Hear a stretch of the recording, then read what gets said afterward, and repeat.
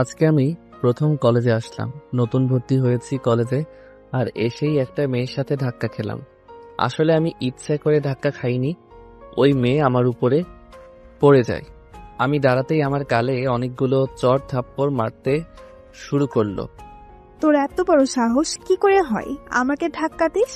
ছোট লোকের বাচ্চা, আমার শরীরটা নষ্ট করে দিল। আমি তো থাপ্পড় খেয়ে আমতা আমতা করে বলতে লাগলাম, দেখেন আমি ইচ্ছে করে ধাক্কা দেই নাই, আপনি তো। কথাটা বলা মাত্র আবার গালে আর একটা চড় দিল। চুপ, আর একটা কথাও বলবি না। তোকে আমি আজকেই কলেজ থেকে টিসি দিয়ে বের করে দেওয়ার ব্যবস্থা করছি। কথাগুলো বলেই আমার সামনে দিয়ে চলে গেল, আর আমি হা করে সেই দিকে তাকিয়ে আছি। একটু আগে কি হয়ে গেল আমার সাথে সেটা আমি এখনো বুঝে উঠতে পারলাম না। সামনে থেকে একটা ছেলে হাসতে হাসতে বলতে, মামা তুমি তো শেষ। যে মেয়ের উপর ধাক্কা খেয়েছো সে মেয়ে এই কলেজের প্রিন্সিপাল স্যারের মেয়ে, আর অনেক রাগী। কথাটা শোনা মাত্র আমি ভয়ে কাঁপতে লাগলাম। আসলে আমি খ্যাত মার্কা চেহারা নিয়ে কলেজে এসেছি, এরপর আবার ময়লা জামা কাপড় পরে এসেছি, তারপর আবার বড় একটা চশমা পরেছি বলে সবাই আমাকে নিয়ে অনেক মজা করতেছে। এখন আমার পরিচয়টা দেওয়া যাক। আমি জাহিদ চৌধুরী। অন্য সবার মতো আমারও একটা ভালো পরিচয় আছে, কিন্তু সেটা এখন ধীরে ধীরে জানতে পারবেন। আমি সোজা ক্লাসে ঢুকলাম, কেউ আমাকে বসতে দিচ্ছে না আমার এমন খ্যাতমার্কা চেহারা দেখে, তাই বাধ্য হয়ে একেবারে পিছনে চলে গেলাম। তাকিয়ে দেখি সেই মেয়েটা আমার দিকে রাগীভাবে তাকিয়ে আছে, যেন হাতে পেলে চিবিয়ে খাবে। সেই মেয়েটা সবার সাথে কি যেন বলতে লাগলো। একটু পর সবাই আমার দিকে কাগজের টুকরো ছিঁড়ে ছিঁড়ে ফেলতে লাগলো আর হাসতে লাগলো। আমি টেবিলের নিচে মুখ গুজে বসে আছি। একটু পর ক্লাসে স্যার আসলো, তাই সবাই চুপ হয়ে গেল। স্যার প্রথম দিন হওয়াতে সবার নাম জিজ্ঞেস করলো আর একে একে সবার নাম আর পরিচয় দিতে বলল। এরপর ওই মেয়ের নাম বলাতে আমি শুনতে পারলাম তার নাম হৃদিতা। এরপর সবার শেষে আমার পালা আসলো। আমিও আমার নাম বললাম আর বললাম আমার কেউ নেই, আমি একা। এটা শুনে সবাই অবাক হয়ে আমার দিকে তাকিয়ে রইল। আসলে আমার আসল পরিচয়টা সবার কাছ থেকে লুকিয়ে রেখেছি। তারপর সবাই এসে আমার সামনে আসলো আর আমাকে বলল, ওই দাঁড়া। আমি দাঁড়িয়ে গেলাম। জি, আমাকে বলছেন? তুই ছাড়া আর কাকে ডাকবো? জি বলুন, কি দরকার? তুই আমার গায়ের উপর পড়েছিস, তোকে এত সহজে তো আর ছেড়ে দিতে পারি না। এক কাজ কর, তুই 50 বার উঠবস কর এখন, এরপর তুই এখান থেকে যেতে পারবি, তা না হলে এখান থেকে এক পাও যেতে পারবি না। দয়া করে আমাকে ক্ষমা করে দিন, আমার ভুল হয়ে গিয়েছে। আমি সত্যি আপনাকে ইচ্ছে করে আপনার উপরে পড়ে যাইনি। চুপ, একদম চুপ। তোকে যা করতে বলেছে তুই তাই কর। মাথা গরম হয়ে গিয়েছে ওই মেয়ের এমন কথা শোনার পর। ইচ্ছে হচ্ছিল তার গালে চড় দেই, কিন্তু আমার পুরনো কথাগুলো মনে পড়ে গেল। বাবার সাথে প্রতিজ্ঞা করার কথা বলেছিলাম, যেদিন নিজের মতো করে ক্যারিয়ার গড়তে পারবো সেদিন আপনার সামনে আসবো। কথাগুলো মনে পড়তেই আবার চুপ হয়ে গেলাম। আর তাই কোনো উপায় না পেয়ে যখন উঠবস করতে যাব তখন কেউ একজন আমার কাছে। ভাই আপনি এখানে? আমি তাকিয়ে দেখলাম আমি আগে যে কলেজে পড়তাম সেই কলেজের এক ছোট ভাই আমার সামনে। আমি তাকে চিনেও না চিনার ভান করে বললাম, কে ভাই আপনি? ছেলেটা বলল, ভাই আমি রিয়াজ, আপনি আমাকে চিনতে পারছেন না? আমি তাকে বললাম, আপনার কোথাও ভুল হচ্ছে। ছেলেটা আমাকে উঠিয়ে কিছু দূর নিয়ে গিয়ে বলল, ভাই আপনি এমন করছেন কেন? এবার আমি রিয়াজকে বললাম, তুই এখানে কি করিস? ভাই আমি আসলাম এই কলেজে আমার এক ভাইকে কারা যেন মেরেছে, তাদের সাথে দেখা করতে, আর এসে দেখি আপনি এখানে। তো ভাই আপনার এই অবস্থা কেন? তোকে পরে সব বুঝিয়ে বলবো, এখন তুই আমার আসল পরিচয় কাউকে বলবি না, প্লিজ আমাকে কথা দে। ভাই আপনাকে আমি বাঘের চেয়েও ভয় পাই, আর আপনার কথা আমি না রেখে পারবো নাকি? আপনি যা বলতে বলবেন আমি তাই করব। আচ্ছা, তাহলে আপাতত তুই এখান থেকে যা। কিন্তু ভাই আপনাকে এভাবে আমি একা রেখে চলে যাব? আর দেখে তো মনে হচ্ছে এরা সবাই আপনাকে দিয়ে অনেক মজা করছে। আপনি শুধু একবার বলুন, আমি সবাইকে মজা দেখিয়ে দিচ্ছি। না, তা আর করতে হবে না, আমি সবকিছু ছেড়ে দিয়েছি আর এখন থেকে ভালো মতো চলবো। তাই যাই হোক না কেন তুই আর এর মধ্যে জড়াবি না, আর এখান থেকে এখন চলে যা। আর তাদের সামনে গিয়ে আমাকে একটা চট দিয়ে বলবি, তুই ভুল করে আমাকে অন্য কাউকে ভেবে বলে ফেলেছিস। এর আপনি যা বলবেন আমি তাই করব ভাই। আমাদের কথা শেষ করে আবার তাদের সামনে গেলাম, আর আসা মাত্র আমার কথা মতো রিয়াজ আমাকে বলল, তুই তো একটা খ্যাত ছেলে, তোকে ভুলে আমি কি না কি ভেবে বসেছিলাম। এরপর আমার গালে হালকাভাবে একটা চড় দিল। সবাই ভাবলো অনেক জোরে দিয়েছে। এরপর রিয়াজ চলে গেল। যাক, ছোট লোকটা এমনিতেই আজকের মতো শিক্ষা পেয়ে গেছে। তোকে আজকের মতো ছেড়ে দিলাম, কিন্তু কালকে আবার তোর 12টা বাজাবো। বলেই রিদিতা আর তার বন্ধু বান্ধবীরা সবাই চলে গেল। আমিও সেখান থেকে আমার বাসায় চলে আসলাম। বাসা বলতে একটা রুম ভাড়া নিয়েছি, কলেজ থেকে 5 মিনিটের রাস্তা। রুমে এসেই ভাবতে লাগলাম কি ছিলাম আর কি হয়ে গেলাম। আগের পুরনো কথাগুলো মনে পড়ে গেল, আর 2 চোখ দিয়ে পানি বের হতে লাগলো। বাবার সেই কথাগুলো এখনো কানের মধ্যে। তোর মতো খারাপ ছেলে আর আমি চাই না। আমার বাসা থেকে বের হয়ে যা। এমন নেশাখোর ছেলের আমার দরকার নেই। যা, আমাদের বাড়ি থেকে বের হয়ে যা। সেদিনের পর থেকে আমি বাড়ি থেকে বের হয়ে এখানে চলে এসেছি, আর মনে মনে প্রতিজ্ঞা করেছি নিজেকে পরিবর্তন করে ভালো ছেলে হয়ে এরপরে যাব, এর আগে না। হঠাৎ এগুলো ভাবছি আর পেটের মধ্যে ইঁদুর দৌড়াদৌড়ি শুরু করতে লাগলো। তাই আর কিছু না ভেবে সোজা চলে গেলাম খাবার রান্না করতে। রান্নাঘরে গিয়ে অনেক কষ্টে কিছু হালকা খাবার রান্না করে সেগুলো দিয়ে খেয়ে নিলাম। জীবনে কখনো যে ছেলে রেস্টুরেন্টের খাবার ছাড়া খেত না, সেই ছেলে আজকে ভাত রান্না করে খাই। এগুলো ভাবতেই অবাক লাগে। আসলে সময় মানুষকে অনেক কিছু শিখিয়ে দেয়। এরপর চলে গেলাম টিউশনিতে। অনেক কষ্টে এই টিউশনিটা পেয়েছিলাম, আর মাস শেষে যে টাকা পেতাম সেই টাকা দিয়ে নিজের সব খরচ জোগাতাম। এরপর বাসায় আসলাম আর পড়তে শুরু করলাম। তারপর রাত 10টায় বাহির থেকে আনা কিছু খাবার ছিল। আমি নিজেকে প্রমাণ করে দেখাবো যে আমিও চাইলে ভালো ছেলে হয়ে দেখাতে পারি। এরপর পড়তে পড়তে কখন ঘুমিয়ে পড়লাম তা আমার জানা ছিল না। ঘুম ভাঙলো মোবাইলের অ্যালার্মের শব্দে। সেটা বন্ধ করে উঠে দেখি 4:30 বাজে। উঠে অজু করে নামাজ আদায় করে সকালে রান্না শেষ করে সেগুলো খেয়ে কলেজের উদ্দেশ্যে রওনা দিলাম। কলেজের সামনে আসতে দেখলাম রিদিতা আর তার বন্ধুরা আমার দিকেই চেয়ে আছে। একটু পর আমাকে রিদিতা তার সামনে ডাক দিল। আমি তাদের সামনে যেতেই, তুই কিভাবে এমন নামি দামি কলেজে ভর্তি হতে পারলি? তোর যেই অবস্থা, আমার তো তোকে দেখলেই বমি চলে আসে। তুই কি ঠিক মতো গোসল করিস না নাকি? আমি চুপ, কিছু বলছি না, শুধু রিদিতার কথা শুনে যাচ্ছি। একটু পর রিদিতা আমাকে বলল, এখন তুই আমাদের সবার জুতাগুলো পরিষ্কার করে দে। এটাই হলো তোর আজকের শাস্তি। আমি আর কিছু বললাম না। তাদের সামনে গিয়ে তাদের জুতাগুলো পরিষ্কার করে দিতে লাগলাম, আর মনে হলো আমার চোখ দিয়ে পানি বের হচ্ছে। আগে কি ছিলাম আর আজকে কি হচ্ছে, সবই ভাগ্যের খেলা। আমি সবার জুতাগুলো পরিষ্কার করার সময় ভুল করে রিদিতার পায়ে আমার হাত লেগে যায়, আর তাতে রিদিতা আমাকে একটা লাফ আর বলতে লাগলো, তোর সাহস কি করে হয়, ছোট লোকের বাচ্চা, আমাকে স্পর্শ করিস? আমি লাথির কারণে কিছুটা পিছনে চলে যাই। এরপর বললাম, ভুল হয়ে গিয়েছে, আমাকে ক্ষমা করে দিন। এরপর রিদিতা আমার উপর কিছু টাকা ছুড়ে দিয়ে সেখান থেকে চলে যায়। আমিও বসে বসে সেই টাকাগুলো নিয়ে ক্লাসে চলে যাই। মনে মনে ভাবলাম, লকিতেও আর টাকা পাইনি, কষ্ট করে জুতা পরিষ্কার করে এরপর টাকা পেয়েছি। এরপর ক্লাসে স্যার চলে আসলো আর আমাদের ক্লাস শুরু করে দিল। মন দিয়ে ক্লাস করতে লাগলাম, আর একটু পর পরই রিদিতার দিকে আর চোখে তাকাচ্ছি। আসলে মেয়েটার চেহারাটা পুরো একদম পরীদের মতো, দেখলেই চেয়ে থাকতে মন চায়। এ যেন আকাশ থেকে কোনো পরী ভুল করে এই পৃথিবীতে চলে এসেছে। এগুলো ভাবছি আর রিদিতার দিকে তাকিয়ে আছি। একটু পর স্যার আমাকে জিজ্ঞেস করলো আমি কি করছি। আমি বললাম, কই কিছু না তো। তাই স্যার আমাকে বলল, এতক্ষণ উনি যা পড়িয়েছেন সেগুলো থেকে একটা প্রশ্ন করবে, তার উত্তর যেন আমি ঠিকভাবে দেই। এরপর স্যার আমাকে অনেক কঠিন একটা প্রশ্ন করলো। সবাই তো অবাক, কারণ এমন প্রশ্নের উত্তর দেওয়া ইম্পসিবল। রিদিতার দিকে তাকিয়ে দেখি সে আর তার বন্ধুরা আমার দিকে চেয়ে হাসছে মিটিমিটি। আজকে একদম উচিত শিক্ষা পাবে, কারণ এই প্রশ্নের উত্তর আজ পর্যন্ত কেউ দিতে পারে নাই। আমি স্যারের কথা শেষ হওয়ার পর প্রশ্নের উত্তরটা দিতে শুরু করলাম। এটা দেখে সবাই তো রীতিমতো ভেবা চেকা খেয়ে গিয়েছে। স্যার আমাকে বাহ, তুমি তো অনেক ভালো ছাত্র। আশা করি তুমি এই কলেজের নাম উজ্জ্বল করবে আর অনেক বড় হতে পারবে।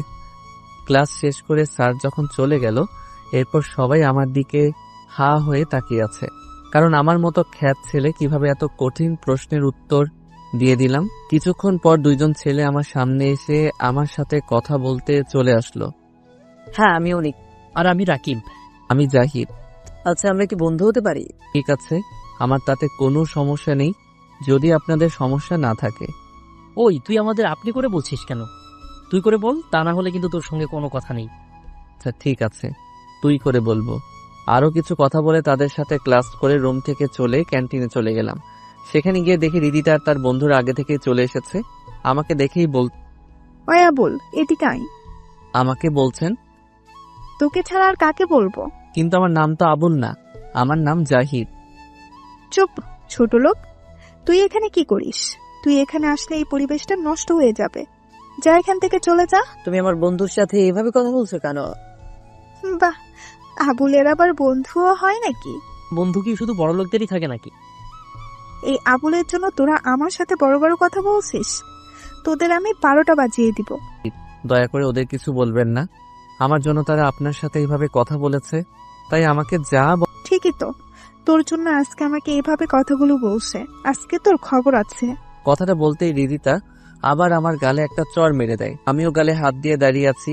অনিক আর রাকিব বলল, চুপচাপ এভাবে মার খেয়ে যাবি? কি করব বলো, তাছাড়া আমার যে আর কিছু করারই নেই। কিছু বললেই তো আবার কলেজ থেকে যদি বের করে দেয়, তাহলে তো আমার সব ক্যারিয়ার শেষ হয়ে যাবে। আচ্ছা বাদ দে, মন খারাপ করিস না, আমরা তোর সাথে সবসময় পাশে থাকবো। আচ্ছা চল, খেয়ে বাসায় চলে যাই, আমার আবার অনেক কাজ আছে।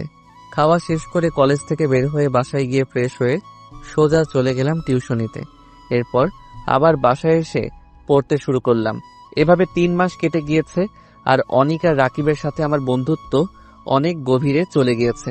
আর এর মধ্যে তো হৃদিতার অত্যাচার আছেই। প্রতিদিন আমাকে নানান অজুহাতে আমাকে অনেক অপমান করে। এরপর হঠাৎ একদিন ক্লাসে 2 দিন পর কলেজ থেকে শিক্ষা সফরে যাব, সবাই ফর্ম পূরণ করে দিও। স্যার, আমরা সবাই কি খাচ্ছি? সবাই যাচ্ছি, কিন্তু কেন? না, বলছিলাম যে ওই লোকটাকে না নিয়ে গেলে হয় না? সে গেলে তো আমাদের পিকনিকটাই মাটি হয়ে যাবে। তুমি কার কথা বলছো? আর কলেজে সবাই সমান, কেউ ছোট আর কেউ বড় না। ওই যে পেছনে যে ছেলেটা আছে তার কথা বলছি, তাকে দেখলেই আমার গা ঘিন ঘিন করে। প্লিজ আপনি তার নাম বাদ দিয়ে দিন, তাহলে আমরা সবাই খুশি হব। দেখো রিদিতা, কলেজে সবাই সমান, কেউ ছোট আর কেউ বড় নয়, সুতরাং সবাই যাব, এটাই ফাইনাল। রিদিতা মনে মনে রাগে ফেটে যাচ্ছে, কি করবে বুঝে উঠতে পারছে না। ক্লাস শেষ, তাই রিদিতা সোজা জাহিদের কাছে চলে গেল আর বলল, তুই ভুলেও আমাদের সাথে যাবি না, আর যদি যাস তাহলে তোর এমন অবস্থা করব যেন 1 মাস হাসপাতালে থাকতে হয়। আচ্ছা ঠিক আছে, আমি যাব না। আর আমার কাছে পিকনিকে যাওয়ার মতো টাকাও নাই, তাই আপনি টেনশন করবেন না। ঠিক আছে, কথাটা যেন মনে থাকে। পর আনিক আর রাকিব আমার কাছে একটা ফর্ম নিয়ে এসে বলে, বন্ধু, এটা পূরণ কর তাড়াতাড়ি। কি এটা? পিকনিকে যাওয়ার ফর্ম। না রে বন্ধু, তোরা যা, আমি যাব না, আমার কাজ আছে অনেক। তুই না গেলে আমরা কেউই যাব না। তোরা বুঝবার চেষ্টা কর, আমি গেলে অনেক সমস্যা হবে। দেখলি তো রিদিতা আমাকে সবার সামনে কিভাবে অপমান করেছে। আরে বাদ দে তো ওই মেয়ের কথা, তুই যাবি আমাদের সাথে থাকবি আর মজা করবি, আর তোদের টাকা আমি দিব, এ আমি আগে থেকে বলে দিলাম। শালা মায়ের খাবি কিন্তু, টাকা আমি দিব। এভাবে তাদের মাঝে মজার ঝগড়া আর খুনসুটি হতে হতে 2 দিন পর কলেজের সামনে সবাই হাজির হলো, বাসের সামনে। আর বাসের সামনে আসতেই রিদিতা দেখলো আবুলটা বাসের ভিতরে ঢুকছে। রিদিতার তো তা দেখে রাগে ফেটে যাচ্ছে। সবাই বাসে বসে বক্সের তালে তালে গান গাইছে আর নাচানাচি করছে, আর আমি পিছনের সিটে এক কোণে বসে আছি, যাতে আবার কোনো এরপর সারা রাত বাসে ঘুমানোর পর সকালবেলা আমরা নামলাম কক্সবাজার। সবাই একে একে বাস থেকে নামতে লাগলো। আমি আর অনিক আর রাকিব আমরা একসাথে নামলাম। স্যার আমাদের সবাইকে ডাক দিয়ে বললেন, এখানে যেন কোনো ধরনের সমস্যা না করি, আর কাউকে না বলে একা একা দৌড়ে কোথাও না যাই। এরপর সবাইকে নিয়ে হোটেলে নিয়ে গেল, যেটা আগে থেকেই বুকিং করা ছিল। আমাদের 3 জনের একটা রুমের চাবি দিল। আমরা রুমে গিয়ে রেস্ট নিলাম, আর কিছুক্ষণ পর সবাই ঘুমিয়ে পড়লাম। এরপর দুপুরে উঠে সবাই খাওয়া শেষ করে বিকেলবেলা আবার সবাই এক জায়গায় হাজির। সবাই এখন আশেপাশে ঘুরতে যাও, কিন্তু ভুলেও বেশি দূরে যাবে না, তাহলে তার বিরুদ্ধে কঠিন ব্যবস্থা নেওয়া হবে। বাহিরে আসতেই স্যার বলল, সবাই এক হও, গ্রুপে ছবি তুলতে হবে। সবাই যখন একসাথে হলো তখন রিদিতা বলল, স্যার, ওই আবুল যেন আমাদের সাথে না আসে, তাহলে আমরা কেউ ছবি তুলবো না। আমি দেখলাম রিদিতার সাথে সাথে তার বন্ধুরাও আমাকে তাদের সাথে আসতে না করছে। তখন স্যার বলল, দেখো এটা ঠিক না, তোমরা সবাই ছেলেটাকে এভাবে অপমান করতে পারো না। আর এটা কলেজের নিয়ম, সবাইকে ছবিতে থাকতে হবে। তাহলে আপনিও ছবি তোলেন, আমরা সবাই গেলাম। আপনারা কেউ যাবেন না, আর আমার ছবি তুলতে কোনো ইচ্ছা নেই। আপনারাই ছবি তুলুন, আমি অন্যদিকে আছি। স্যার আবুল যখন বলে দিয়েছে সে ছবি তুলবে না, তাহলে তো হয়েই গেল। স্যার আর কিছু না বলে আমাকে একা রেখেই ছবি তুলে ফেললো। আমি অন্যদিকে আনমনে তাকিয়ে আছি। একটু পর আমার কাঁধে কে যেন হাত রাখলো। পিছনে তাকিয়ে দেখি অনিক আর রাকিব আমার দিকে রাগী দৃষ্টিতে তাকিয়ে আছে। কে তোরা আমার উপর এভাবে রাগী ভাবে তাকিয়ে? তুই ছবি তুলতে আসলে না কেন? এমনি রে, আমার এগুলো ভালো লাগে না। তুই রিদিতাকে কেন এত ভয় পাস? আমরা তো আছি তোর সাথে। আমি চাই না আমার জন্য তোদেরও কোনো ক্ষতি হোক। আচ্ছা চল, সাগরের পাড় দিয়ে হাঁটি, ভালো লাগবে। আমরা সাগরের পাড় দিয়ে হাঁটাহাঁটি করছি, আর অন্যদিকে রিদিতা আর তার বন্ধুরা বক্স দিয়ে নাচানাচি আর হই হুল্লোড় করছে। সাথে বিয়ার আর কোমল পানি আছে। সন্ধ্যা হয়ে এসেছে, তাই অনিক আর রাকিব বলল, চল এবার হোটেলে চলে যাই। আমি বললাম, তোরা যা, আমি একটু পর আসতেছি। তারাও কিছু না বলে আমাকে রেখে চলে গেল। আমিও সামনের দিকে হাঁটছি, আর দূরে আগুন জ্বালিয়ে একটা মেয়ে আর কিছু ছেলে নাচানাচি করছে বলে মনে হলো। তাই এদিকে রিদিতার বন্ধুরা ভাবলো অনেকদিন পর রিদিতাকে একা পেয়েছে, তাই আজকে তাদের মনের বাসনা পূর্ণ করবে। তাই তারা বেয়ারের গ্লাসে ঘুমের ওষুধ মিশিয়ে রিদিতাকে দিল, আর রিদিতাও কিছু না বুঝে সেটা খেয়ে ফেললো। এরপর রিদিতা মাতলামি করতে লাগলো। আমি দূর থেকে এবার কাছে চলে আসলাম, আর এসে দেখছি রিদিতাকে তারা মাটিতে ফেলে, এটা বুঝতে বাকি রইল না। তাই আমি আর চুপ থাকতে পারলাম না। আমি আমার আগের রূপটা একটু তাদেরকে দেখিয়ে দিলাম। একটাকে ধরে দিলাম একটা ঘুষি। সেই ঘুষি খেয়ে মুখে হাত দিয়ে দেখে রক্ত বের হচ্ছে, তাই দেখে বাকিরাও সেখান থেকে পালিয়ে যায়। আমি এরপর নিচে তাকিয়ে দেখলাম রিদিতা মাটিতে শুয়ে আবল তাবল বকছে। তাকে এখন কি করা যায় তাই ভাবছি, আর আশেপাশে দেখছি কেউ নেই আশেপাশে, তাই বাধ্য হয়ে তাকে কোলে তুলে নিলাম। মা গড়ে এই মেয়ে দেখছি অনেক ভারী। আমার মাথা দিয়ে ঘাম বের হচ্ছে। অনেক কষ্টে হোটেলের ভিতরে নিয়ে গিয়ে রিদিতার রুমের চাবিটা নিয়ে ওর রুমে দিয়ে আসলাম। ওকে রুমে এসে খাটে শোয়াতে রিদিতা আমাকে তার কাছে টেনে নিল, আর আমি সোজা তার শরীরের উপরে পড়ে যাই। সে নেশার ঘরে আমাকে তার ঠোঁটে কিস করতে লাগলো। আমি তাকে ছাড়ানোর অনেক চেষ্টা করছি, কিন্তু তার উপর যেন অন্য কেউ ভর করে আছে। অনেক কষ্টে তাকে ছাড়িয়ে এরপর রিদিতাকে শুইয়ে দিলাম, আর আমি রুম থেকে বের হয়ে গেলাম। ভাবছি একটু আগে কি হয়ে গেল, এটাই আর কেউ দেখেওনি। এগুলো মনে মনে ভাবতে ভাবতে আমার রুমে গিয়ে দেখি তারা ঘুমিয়ে পড়েছে। আমিও গিয়ে ঘুমিয়ে পড়লাম। এরপর সকালে ঘুম থেকে উঠে দেখি বাইরে অনেক হইচই। আমি বাহিরে আসতেই রিদিতা আমাকে দেখেই আমার জামার কলার ধরে চড় থাপ্পড় দিতে লাগলো, আর তুই নাকি আমাকে কালকে ওখানে নিয়ে এসেছিস?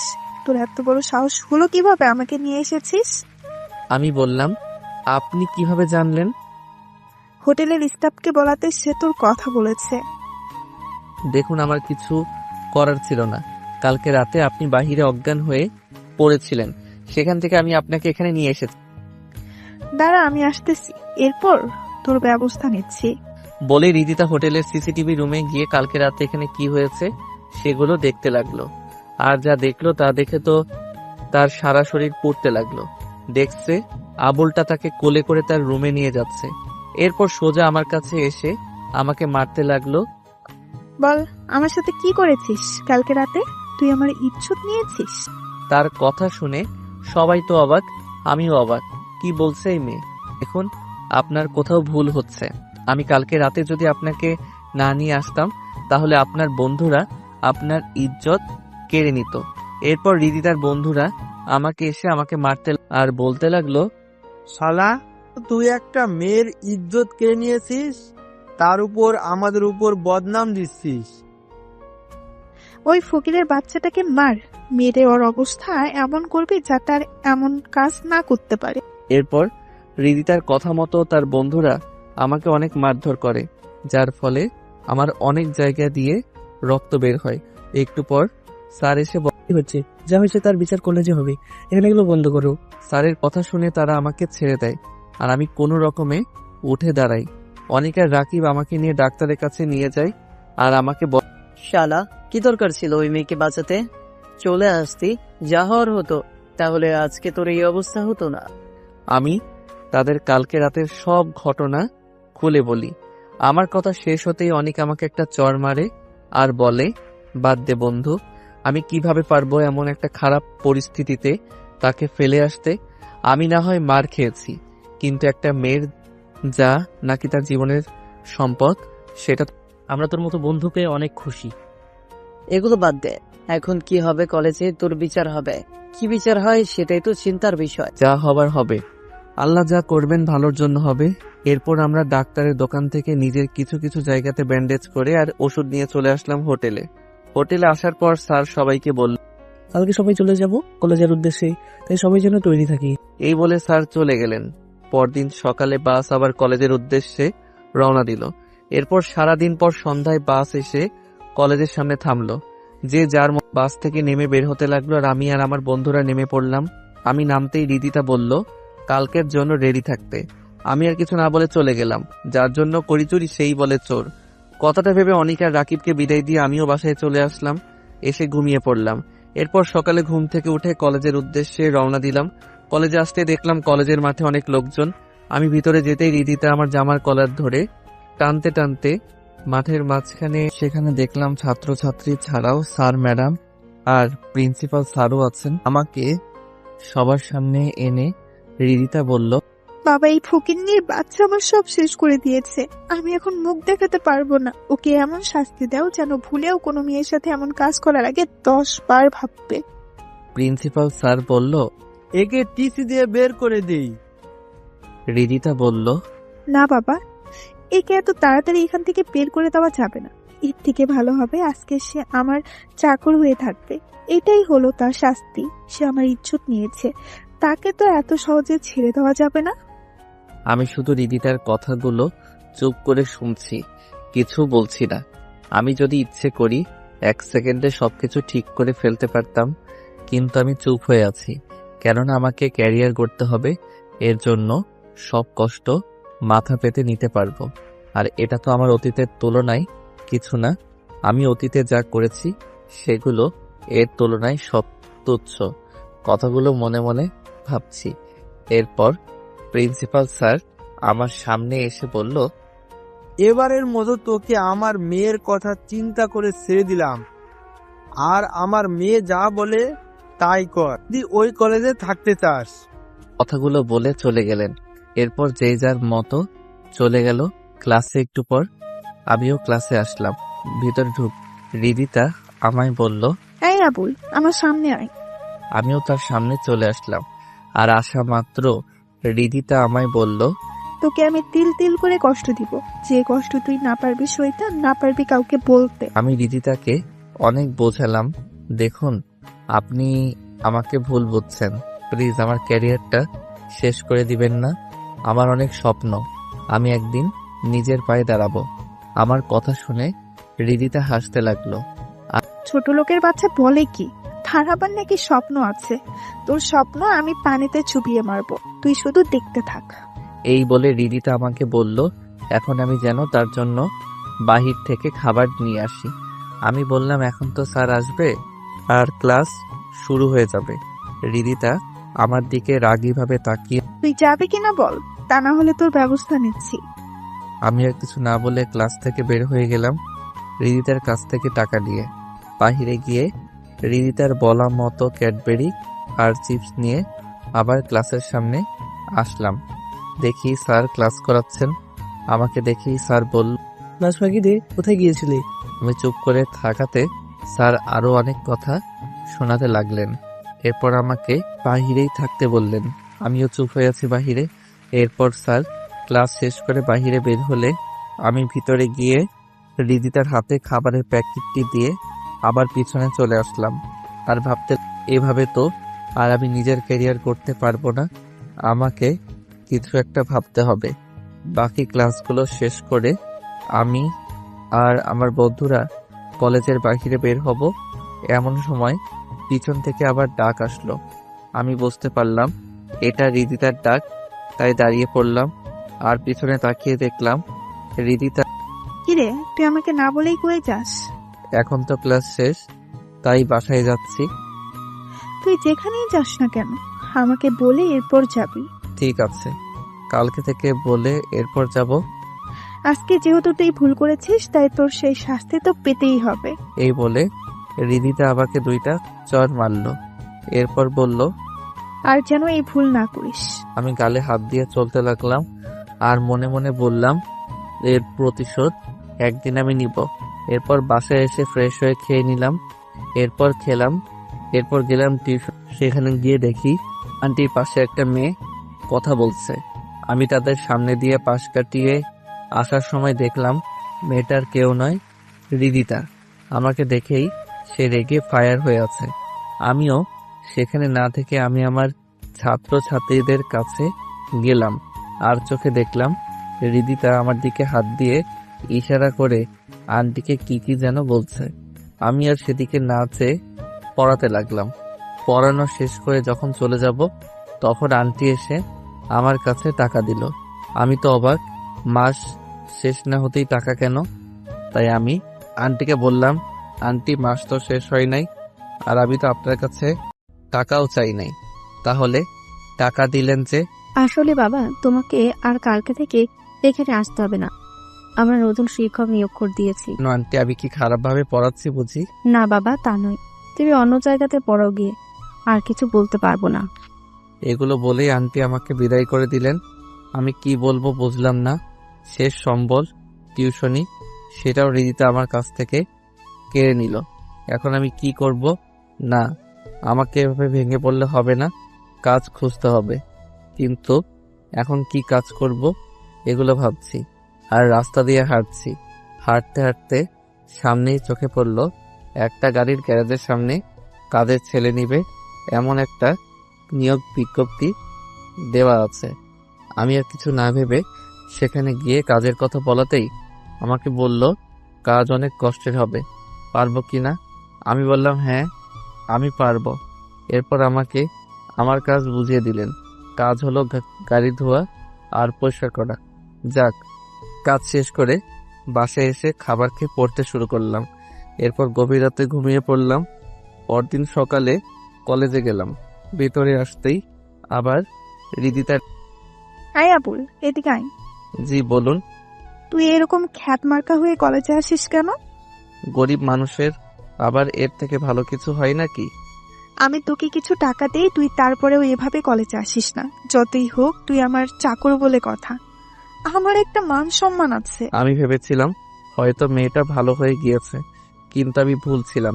এর মেয়ের মতো অহংকারী মেয়ে কখনো ভালো হতে পারে না। থাক, তা আর আমার প্রয়োজন নেই। আমি যেভাবে আছি ভালো আছি। চুপ, তোর জন্য আমাকে ছোট হতে হবে সেটা আমি কখনো মেনে নিব না। তাই আমি যা বলছি তুই তাই কর। আমি কি করব কিছু বুঝে উঠতে পারছি না। এর পিছনে অবশ্য কারণ আছে, আর সে কারণটা হলো আমাকে ভালো পোশাকে দেখলে আমার মনে হয় না কোনো মেয়ে আমাকে দেখে ক্রাশ খেয়ে থাকতে পারবে। কারণ আমি জিম করে শরীরকে 6 প্যাক অনেক আগেই।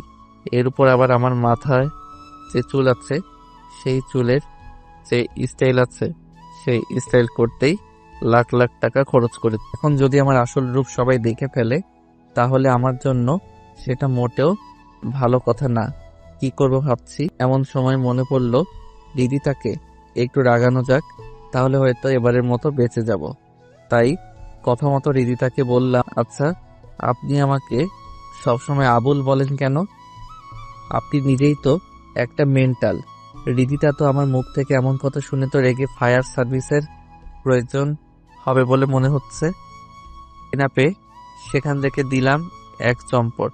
রিদিতা আমার পিছন থেকে বলতে লাগলো, হাই, কই যাস? দাঁড়া দাঁড়া বলছি, তা না হলে তোর খবর আছে। আমাকে আবার পাইকে আমি সোজা সেখান থেকে চলে ক্লাসে ঢুকে গেলাম। মনে মনে ভাবছি, যাক বাবা, অনেক বড় বিপদ থেকে বেঁচে গিয়েছি। এখন কোনো রকম ভাবে ক্লাসগুলো শেষ করতে পারলেই হলো। একটু পর রিদিতা আর তার বান্ধবীরা ক্লাসে ঢুকে গেল। এর সাথে স্যারও ভিতরে ঢুকলো। মনে মনে ভাবছি, আল্লাহ অল্পতে বাঁচিয়ে দিলেন। রিদিতার দিকে তাকাতেই সে আমায় হাতের ইশারায় বোঝাচ্ছে আজকে আমি শেষ। আমি একটু ঢোক গিললাম। যেভাবে হোক ক্লাস শেষ করে কোনো দিকে না তাকিয়ে এক দৌড়ে কলেজ থেকে বের হয়ে যাব, কারণ আমি চাই না এটা নিয়ে আবার বাড়তি ঝামেলায় পড়ি। যেমন ভাবা তেমন কাজ। সব ক্লাস শেষ হতেই কাউকে কিছু না বলেই দিলাম এক দৌড়ে কলেজের বাহিরে। এরপর বাহিরে গিয়ে ভাবছি এভাবে আর কতদিন করে পালিয়ে বাঁচবো। তোর যা আছে কপালে পরে দেখা যাবে, এখন গ্যারেজে চলে যাই। কাজটা আমার জন্য ভালোই হয়েছে। দুপুর 2টা থেকে সন্ধ্যা 6টা পর্যন্ত গ্যারেজে গিয়ে বড় ভাইকে সালাম জানিয়ে কাজে পড়লাম। এভাবে প্রায় 3 মাস চলে গেল। সবই ঠিক আছে, কিন্তু হৃদিতার শাস্তির কোনো কমতি রাখে না আমার জন্য। এখানে একটা শাস্তি আমার জন্য থাকবেই, আর আমিও সেগুলো চুপ করে সয়ে যাই। কালকেই তো আমাকে শাস্তি হিসেবে কলেজের বড় মাঠ 10 বার চক্কর দিতে বলেছে। আমিও তাই করলাম। 10 বার এত বড় মাঠ সহজেই তো আর চক্কর দেওয়া যায় না। আমার বেলাতেও পারতে অনেক কষ্ট হচ্ছিল, কিন্তু হৃদিতার মন একবারও গলেনি। 10 বার চক্কর দেওয়ার পর আমার মুক্তি হলো। এখন আমি গাড়ির মেকানিক। এই কয়দিনে অনেক কিছু শিখে গিয়েছি। আমার একটা ভালো গুণ আছে, সেটা হলো আমি একবারে যে জিনিসটা দেখাবো সেটা খুব সহজেই শিখে নিতে পারি। তাই আমার এই কাজগুলো শিখতে বেশি দেরি হলো না। এমনই একদিন কাজ করার সময় গ্যারেজে একটা গাড়ি আসলো। গাড়ির ভিতর থেকে যে নামলো তাকে দেখেই আমি তো পুরাই অবাক, কারণ গাড়ি থেকে আর কেউ না, হৃদিতা নেমেছে। সে বাহ, তুই এখানে কাজ করিস? কি করব বলুন, আগের টিউশনিটা তো আপনি আমার কাছ থেকে কেড়ে নিলেন, তাই বাধ্য হয়ে জায়গাতে কাজ করছি। বেশ করেছে তোকে টিউশন থেকে বের করে দিয়ে। বেশি কথা বললে এই জায়গা থেকেও তোকে তাড়ানোর ব্যবস্থা করব। আমি আর বেশি কথা না বলে বললাম, তা কি সমস্যা হয়েছে গাড়ির? কেন সে কথা আমি তোকে কেন বলবো? কারণ এখানে গাড়ি আমি ঠিক করি। মানে তুই আমার গাড়িতে হাত দিবি? তুই জানিস এই গাড়ির দাম কত? তোর মতো ফকির নিয়ে আমার গাড়িতে হাত দিলেই তো আমার গাড়ির সৌন্দর্য নষ্ট হয়ে যাবে। তাহলে আপনি অন্য জায়গাতে নিয়ে যান। এখানে কেন নিয়ে এসেছেন? তুই আমার মুখের উপর কথা বলিস? তোর এত বড় সাহস!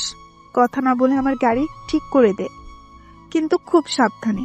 গাড়ির যেন কোনো ক্ষতি না হয়, তাহলে তোর কিডনি বিক্রি করে দেব। কি মেয়ে রে বাবা, এমন মেয়ে জীবনেও দেখি নাই। সব সময় অহংকার, আর সামান্য 5 লাখ টাকার গাড়ির জন্য এই অবস্থা। ভাবতেই হাসি পেল। তাই আর কিছু না ভেবে হৃদিতার গাড়ি ঠিক করতে লাগলাম।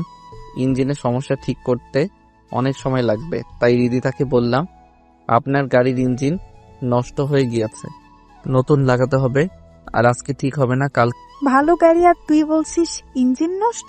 আমার গাড়ির ইঞ্জিন চুরি করার ধান্দা। তোদের মতো ছোট লোকদের আমি ভালো করেই চিনি। আপনার যদি আমার কথা বিশ্বাস না হয় তাহলে অন্য গ্যারেজে নিয়ে যান। এরপর হৃদিতা আমাকে তার গাড়ির চাবি দিয়ে আরো কিছু গালাগালি করে চলে গেল। ইচ্ছে করছিল গাড়িটার 12টা বাজিয়ে ফেলি, কিন্তু এখন নিজেকে পরিবর্তন করতে চেষ্টা করছি। পায়ের মাথা গরম। আমি গাড়ির ইঞ্জিনটা খুলে রেখে এরপর বাসায় চলে আসি। বাসায় এসে খাবার খেয়ে পড়তে শুরু করি, কারণ কিছুদিন পর পরীক্ষা শুরু, তাই আমাকে বেশি করে পড়তে হবে। ভালো রেজাল্ট যে আনতেই হবে। সকালে ঘুম থেকে উঠে কলেজে চলে গেলাম। সেখানে অনিক আর রাকিব আমার জন্য অপেক্ষা করছে। আমি তাদের সামনে গিয়ে বললাম, কিরে জাহির, তুই কিন্তু অনেক পরিবর্তন হয়ে গেছিস। আমাদের সাথে ঠিক মতো কথা বলতে চাস না। তোর কি হয়েছে বলতো? তোরা তো জানিস হৃদিতা আমার উপর কি রকম অত্যাচার করে। আমি চাই না আমার জন্য তোদের কোনো ক্ষতি হোক। তুই শুধু শুধু আমাদের নিয়ে ভয় পাস। তোর কি মনে হয় আমরা কি গরিব ঘরের ছেলে নাকি যে আমাদের যেভাবে ইচ্ছে সেভাবে নাচাবে? কি বলিস রাকিব, তোর বাবা কি করে? তুই জেকে কোম্পানির নাম শুনেছিস? যে কোম্পানি বর্তমান গ্লোবালে নাম্বার 1 আছে, তো আমার বাবা সেই কোম্পানির ম্যানেজার। আমি একটু হাসলাম মনে মনে, কেননা এই কোম্পানিটাই তো আমার বাবার। আবার মুখে হাসির আভাস দেখে রাকিব আমাকে বলল, তুই হাসিস কেন? আমি তার কথা শুনে বর্তমানে ফিরে আসলাম। কই না তো, কিছু না। তাহলে হাসলি কেন তুই? আরে না, এমনি ভাবছি তোরা অনেক কোটিপতি রে, তোকে দেখে এখন আমার খুব হিংসা হচ্ছে। দূর শালা, মজা লস। তুই আমার বন্ধু, আমারও যা তোরও তাই। আর আমি কি পানিতে আসলাম নাকি? আমার বাবাও তো জেকে কোম্পানিতে চাকরি করে। সবার বাবা দেখছি যে কে কোম্পানিতে কাজ করে। বাহ, ভালো তো। তুই এখন থেকে আর রিদিতাকে কোনো ভয় পাবি না, আমরা তোর সাথে আছি। আচ্ছা, দেখা যাবে, আগে কয়েকটা দিন যাক, সময় হলে কে কাকে ভয় পায় সেটা সবাই দেখতে পারবে। আচ্ছা দোস্ত, এখন চল, ক্লাসের সময় হয়ে যাচ্ছে। ক্লাসে ঢুকে সোজা বেঞ্চে বসে পড়লাম, কিন্তু কি হলো, এটা নিচ দিয়ে ভিজে লাগছে কেন?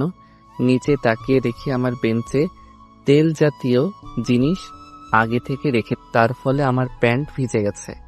পাঠক পাঠিকারা, আপনারাই বলুন তো এখন আমার কেমনটা লাগে। আমি আশেপাশে তাকিয়ে দেখি হৃদিতা মুচকি মুচকি হাসছে। আমার আর বুঝতে বাকি রইল না এটা কার কাজ। কি আর করার, এভাবেই বাকিটা ক্লাস শেষ করে দিলাম এক দৌড়।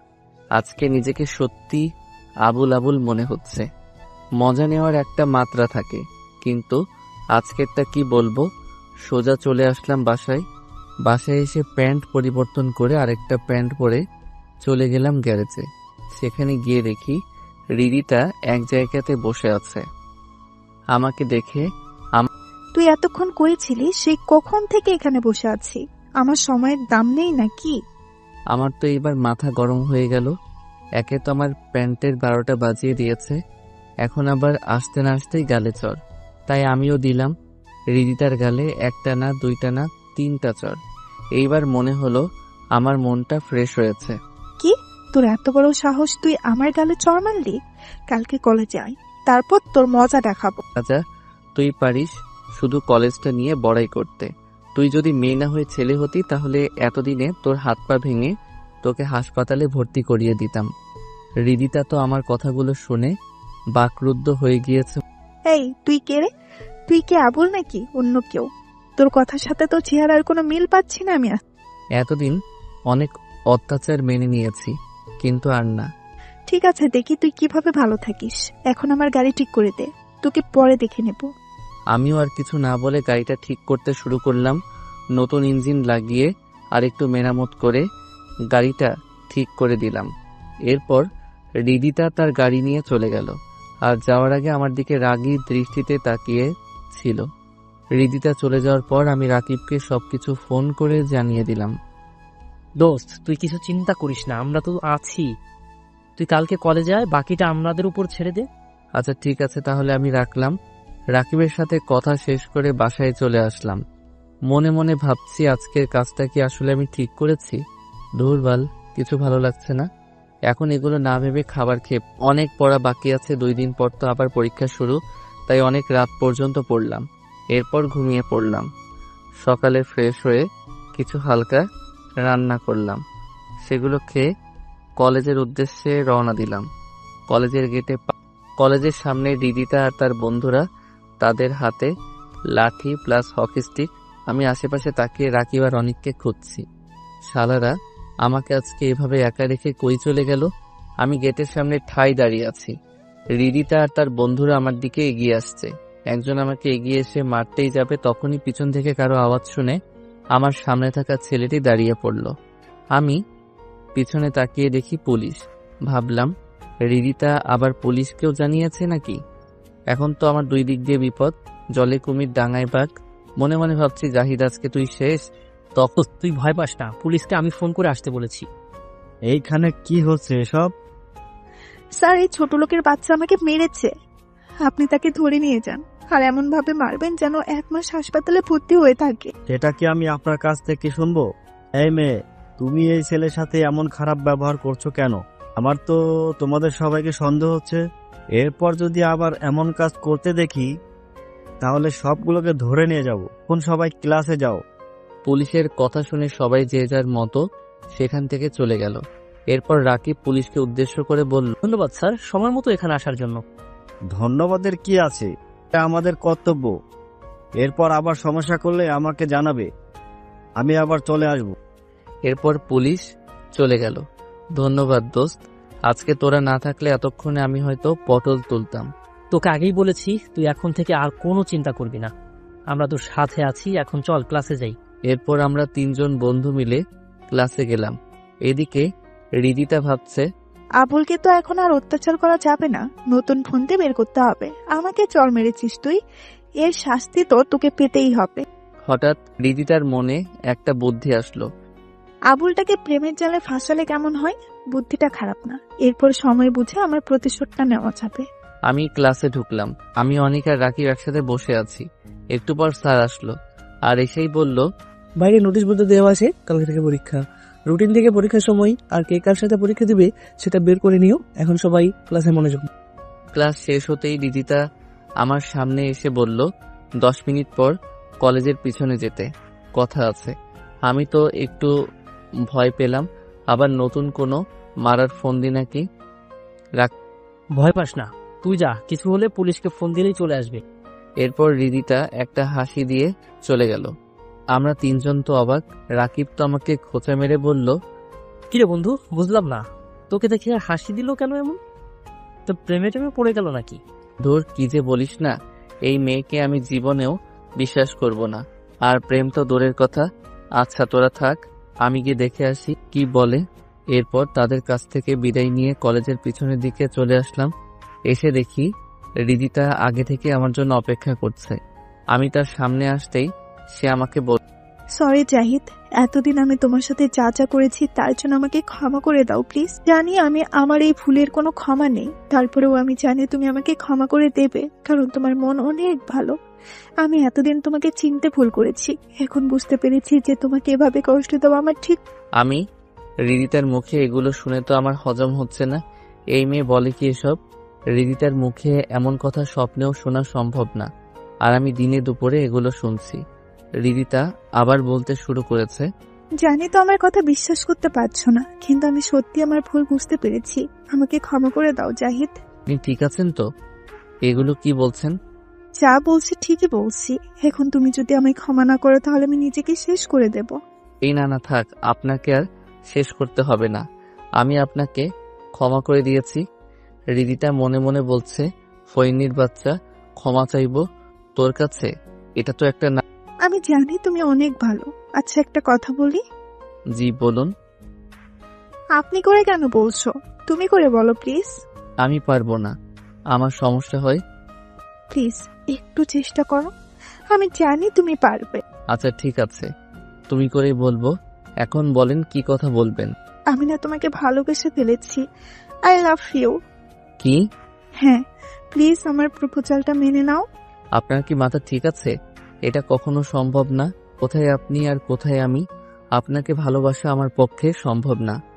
তুমি যদি এখন আমাকে ভালো না বাসো তাহলে আমি নিজেকে শেষ করে দিব। তুমি যা খুশি করো, ভালোবাসতে পারবো না। ঠিক আছে, তাহলে এই যে দেখছো বিষের বোতল, এটা খেয়ে আমি এখনই মরে যাচ্ছি, তুমি ভালো থেকো। এটা বলেই রিদিতা বোতল থেকে সবগুলো বিষ খেয়ে ফেললো। এরপর মাটিতে পড়ে গেল।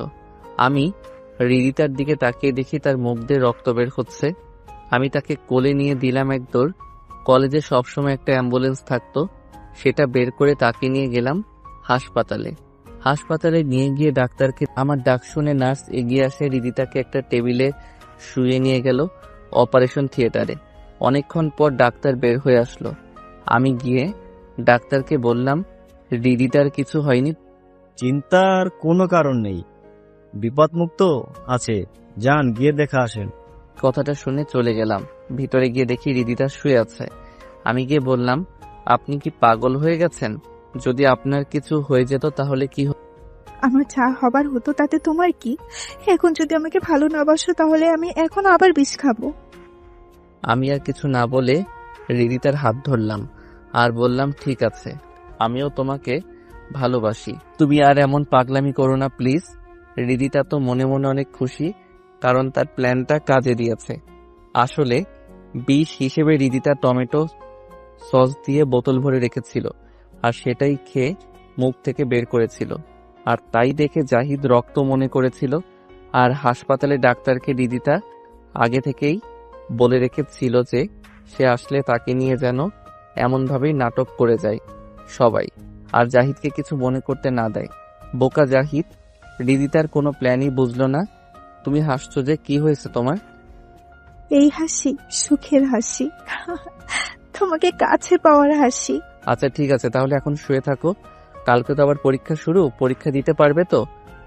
সেটা নিয়ে তোমাকে ভাবতে হবে না, তুমি শুধু আমার পাশে সব সময় থেকো, তাহলে আমি ঠিক হয়ে যাব। সত্যি মেয়েটা অনেক পরিবর্তন হয়ে গিয়েছে, মনে মনে ভাবছি আমি। আচ্ছা তুমি এখন ঘুমাও, আমি তাহলে বাসায় গেলাম। আচ্ছা যাও, আর সাবধানে যেও, কালকে কলেজে দেখা হবে। এই বলে রিদিতা আমার কপালে একটা কিস করলো।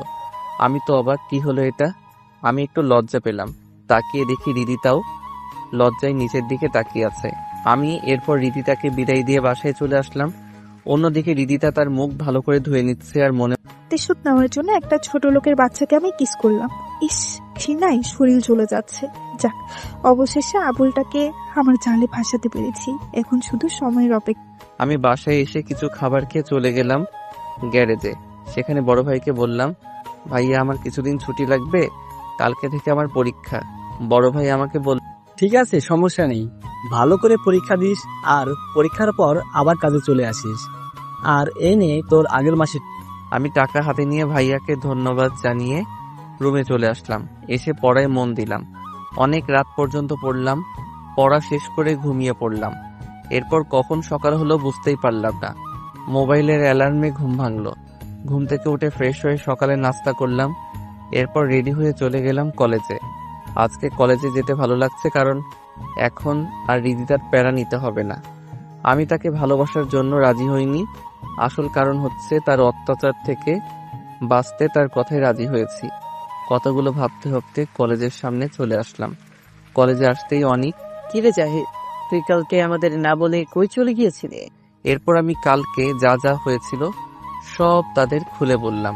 আমার কথা শুনে তো দুইজনই আমার দিকে তাকিয়ে আছে আর বলল, দোস্ত, তোর তো কপাল খুলে গেছে।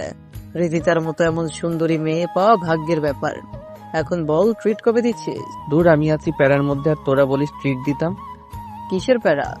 রিদিতাকে আমি ঠিক মতো বুঝতে পারছি না তার মনে কি চলছে। আগে আমাকে জানতে হবে সে কি চায়, এরপর বাকিটা বলবো। দূরে তাকিয়ে দেখি রিদিতা আমার সামনে হেঁটে আসতেছে আর এসে আমাকে, এই, তুমি এখানে? আর আমি তোমাকে কোথায় না কোথায় খুঁজে বেড়ালাম। এত খোঁজার কি আছে, আমি তো এখানেই আছি, কিছু বলবা? বলবো বলেই তো তোমাকে খুঁজছি। কি বলবা বলো? এখানে বলবো না, পরীক্ষা শেষে বাইরে থেকো, তোমাকে নিয়ে এক জায়গায় যাব, সেখানে বলবো। এই বলে রিদিতা চলে গেল। আমার হারামি বন্ধুগুলো এখন আমাকে খুব জ্বালাচ্ছে। তা মামা, একদিনেই এত কিছু কেমনে কি? আরে আমি তো তোদের শুরু থেকে শেষ পর্যন্ত সবই বলেছি, তাহলে তো ভাব নিতেছিস কেন? আচ্ছা, রাগ করিস কেন? চল গিয়ে দেখি তো কার কোন জায়গায় ছিট পড়েছে। আচ্ছা চল। আমরা কলেজের সামনে থেকে ক্লাসে চলে গেলাম। আমি আমার রোল অনুযায়ী আমার সিট খুঁজছি। একটু পর পেয়েও গেলাম, কিন্তু আমার সাথে যে সিট খালি ছিল সেখানে তাকিয়ে দেখি একটা মেয়েটা আমার দিকে তাকিয়ে একটা ছোট করে হাসি দিল আর বলল, হাই, আমি নীলা। দাঁড়িয়ে না থেকে নিজের সিটে এসে বসো। আমি মেয়েটির কথা শুনে বাস্তবে ফিরে আসলাম আর তাই নিজের সিটে বসে পড়লাম। একটু পর স্যার আসলো আর সবাইকে খাতা আর প্রশ্ন দিয়ে গেল। আমি প্রশ্ন হাতে নিয়ে দেখি মোটামুটি সবই কমন এসেছে, তাই লিখতে শুরু করলাম। আর অন্যদিকে নীলা মেয়েটা তার মতো লিখছে। এই মেয়েকে আমি কখনো দেখেছি বলে মনে হচ্ছে না। আসলে আমি কলেজে এসে কোনো মেয়ের দিকে তাকাই না, তাই হয়তো চিনতে পারি নাই। কি হয়েছে আপনার? কোনো সমস্যা? কমন পড়েনি বুঝি? আপনি চাইলে আমার কাছ থেকে সাহায্য নিতে পারেন। আমি তো মেয়েটির কথা শুনে অবাক। এই মেয়ে বলে কি? তাকিয়ে থাকলে বুঝে আমি কিছু পারি না। কথাগুলো মনে মনে বলছি। জি না, আপনাকে ধন্যবাদ আমাকে বলার জন্য। আর আমার আলহামদুলিল্লাহ সবই কমন এসেছে। এই বলে আবার আমি লিখতে শুরু করলাম আর অন্যদিকে নীলাও তার মতো লিখছে। সবগুলোর উত্তর দেওয়া শেষ করে ক্লাসরুম থেকে বের হয়ে আসলাম। আমার সাথে সাথে নীলাও আমার পিছন পিছন আসতে লাগলো। কি ব্যাপার, আপনি আমার পিছন পিছন কোথায় যাচ্ছেন? এই যে আপনার কলমটা ভুল করে ফেলে গিয়েছিলেন, সেটা ফেরত দিতে আসলাম। ও সরি, তাড়াতাড়ি করতে গিয়ে রেখে এসেছিলাম। আপনাকে ধন্যবাদ। ধন্যবাদ দেওয়ার কি আছে? এর থেকে ভালো হতো যদি ক্যান্টিনে গিয়ে আমার সাথে এক কাপ চা কফি খেতেন। আজকে তো আর সময় হবে না, অন্য আরেকদিন সময় করে খাবো। আচ্ছা ঠিক আছে। বলেই নীলা চলে গেল আর আমি চলে গেলাম রিদিতার সাথে দেখা করতে। কলেজের এক প্রান্তে রিদিতা বসে ফোনে কার সাথে যেন কথা বলছে। আমি তার সামনে আসাতেই সে ফোনটা কেটে দিল। এই, তোমার আসার সময় হলো? আমি সেই কখন থেকে তোমার জন্য অপেক্ষা করছি। পরীক্ষা শেষ হলো, এরপর আসলাম। আর দেরি করার জন্য সরি। সরি বললে তো হবে না, এর জন্য তোমাকে শাস্তি পেতে হবে। তা কি শাস্তি? কান ধরে 1 মিনিট দাঁড়িয়ে থাকো, এটাই হলো তোমার শাস্তি। এটুকু ভুলের জন্য কান ধরতে হবে? না ধরলে কথা নেই তোমার সাথে। বুঝেছি তুমি আমাকে ভালোবাসো না। যদি ভালোবাসতে তাহলে আমার সব কথা তুমি শুনতে। কথাগুলো বলে রিদিতা কান্না শুরু করে দিল। এখন উপায় না পেয়ে কান ধরে দাঁড়িয়ে আছি। এদিকে রিদিতা মনে মনে হাসছে আর বলেছে, এভাবে তোকে অল্প অল্প করে শাস্তি দিব। আমাকে চড় মারার শাস্তি তোকে তিলে তিলে বুঝিয়ে দিব। 1 মিনিট কান ধরে দাঁড়িয়ে থাকার পর হাত ছেড়ে দিলাম। ভাগ্যিস কেউ ছিল না এই সময় এইদিকে, তা না হলে আমার অবস্থা কি যে হত। এখন তো তুমি খুশি? খুব খুশি আমার জানুটা আমাকে সত্যি অনেক ভালোবাসে। তাহলে এখন আমি চলে যাই? হয়ে যাবে, তোমাকে না বলেছি আজকে ঘুরতে যাব? এখন চলো আমার সাথে। রিদিতার সাথে যেতে লাগলাম। রিদিতা তার গাড়ির সামনে এসে আমাকে বলল গাড়িতে গিয়ে উঠতে। আমি বললাম তোমার সমস্যা হবে। ওই আগের কথা বাদ, এখন তুমি আমার কলিজা, তাই তুমি গাড়িতে না উঠলে কে উঠবে শুনি? আর কোনো কথা না বলে উঠে পড়। আমি আর কোনো কথা না বলে গাড়িতে গিয়ে বসলাম। রিদিতা আমার পাশেই বসলো আর আমার হাতে হাত রাখলো। কই যাবে? সামনেই একটা পার্ক আছে, আমরা সেখানেই যাব। এরপর গাড়ি পার্কের সামনে থামলো। আমরা গাড়ি থেকে নেমে পার্কের ভিতরে গেলাম। অনেকক্ষণ ধরে হাঁটছি আর টুকটাক কথা বলছি। রিদিতা আমায় বলল, এই যাও তো, বাদাম নিয়ে আসো। আমি গিয়ে 20 টাকার বাদাম নিয়ে রিদিতার কাছে আসলাম। এরপর রিদিতা বসে পড়লো আর আমাকেও বসে পড়তে বলল। আমিও বসে পড়লাম। রিদিতা আমাকে বলল বাদামের খোসাগুলো ছুঁড়ে দিতে। আমি একটা একটা করে সবগুলোর খোসা বের করে রিদিতার সামনে রাখলাম। রিদিতা আমাকে তার কোলে মাথা রাখতে বলল। আমিও তার কোলে মাথা রাখলাম। সে একটা বাদাম নিজে খাচ্ছে আর একটা আমাকে খাইয়ে দিচ্ছে। আমি যত দেখছি রিদিতাকে, আসলে কি রিদিতা আমায় সত্যিকার অর্থেই ভালোবাসে? আর অন্যদিকে রিদিতা ভাবছে, ইচ্ছে করছে আবুলটাকে পানিতে ফেলে দিই, আর না হয় গলার টিপে মেরে ফেলি। ইস, বাসায় গিয়ে পাক্কা 2 ঘন্টা গোসল করতে হবে। এরপর তারা দুইজন তাদের দুইজনের চিন্তা থেকে বের হয়ে অন্যজনের দিকে কিছুক্ষণ তাকিয়ে রইল। কি ভাবছো? তেমন কিছু না, ভাবছি তুমি বাহিরে থেকে যেমনই হও না কেন, ভিতর থেকে তুমি অনেক ভালো। রিদিতা মনে মনে ভাবছে আমি ভালো না খারাপ সেটা সময় হলেই জানতে। তাই বুঝি? এখন চলো, অনেক সময় হয়েছে, এবার বাসায় যাওয়া যাক। চলো। এরপর সেখান থেকে যে যার মতো বাসায় চলে আসলাম। এভাবে বেশ অনেক দিন কেটে গেল। পরীক্ষাও সবগুলো ভালোভাবে পরীক্ষা দিয়েছি, আশা করি একটা ভালো মার্ক পাবো। অন্যদিকে রিদিতার সাথেও অনেক ঘুরলাম, একসাথে খাওয়া দাওয়া করলাম, কিন্তু তার প্রতি আমার কোনো ফিলিংস কাজ করছে না। এর মধ্যে অনেকবার হাত ধরা, তার কোলে মাথা রাখা, এমনকি পরীক্ষার শেষের দিন রিদিতা আমায় কিস। এরপরও তার প্রতি আমার কোনো ফিলিংস কাজ করছে না। কথাগুলো মনে মনে ভাবছি। নীলা আমার সামনে এসে হাজির হলো। কি ব্যাপার মিস্টার, কি ভাবছে না তো? আমি চুপ করে অতল সমুদ্রে ভেবেই যাচ্ছি, তা দেখে নীলা আমায় হাত দিয়ে ধাক্কা দিল। এবার আমার হুঁশ ফিরে আসলো। আমি হুড়মুড়িয়ে তাকিয়ে দেখি নীলা আমার সামনে। কি ব্যাপার, আপনি এখানে? সে কখন থেকে আপনাকে ডেকে যাচ্ছে, আপনার তো কোনো পাত্তাই নেই। তা এত কি ভাবছেন মিস্টার? এমনি কিছু না, তা আপনার কি খবর? আমার খবর নিয়ে আর কি করবেন? আমাকে তো আপনি। কথাটা বলেই নীলা চুপ হয়ে গেল। কি হলো, চুপ করে গেলেন যে? না, তেমন কিছু না। আচ্ছা চলেন ক্যান্টিনে গিয়ে 1 কাপ কফি খেয়ে আসি, যদি আপনার সময় হয় তো। আমার আজকে কোনো কাজ নেই এখন, তাই আপনার সাথে 1 কাপ কফি খাওয়াই যায়। এরপর আমরা চলে গেলাম ক্যান্টিনে। নীলা আমার আর তার জন্য 2টা কফি অর্ডার করলো। আর একটু পর কফি চলেও। আচ্ছা, তোমার বাসায় কে কে আছে? কেউ নেই। মানে? কেউ নেই মানে কেউ নেই। কোথায় আছেন তাহলে? জানি না। আপনি কি আমার কথায় রাগ করেছেন? না, তেমন কিছু না। আসলে আমি আমার অতীতগুলো মনে করতে চাই না, তাই এসব কথা থাক, অন্য আরেকদিন বল। আচ্ছা ঠিক আছে, তবে আপনাকে একটা কথা বলার ছিল। কি কথা? আপনি কি জানেন রিদিতা আপনাকে নিয়ে গেম খেলছে? মানে হলো সে আপনার সাথে মিথ্যা ভালোবাসার নাটক করছে। সেটা আপনি কিভাবে জানলেন? কারণ আমি তার বান্ধবী ছিলাম এক সময়, কিন্তু এখন আর নেই। আপনাকে কষ্ট দেওয়ার জন্য সে এগুলো করছে, আরো অনেক কিছু করতে যাবে সামনে দিয়ে। তা আমাকে আপনি এগুলো কেন বলছেন?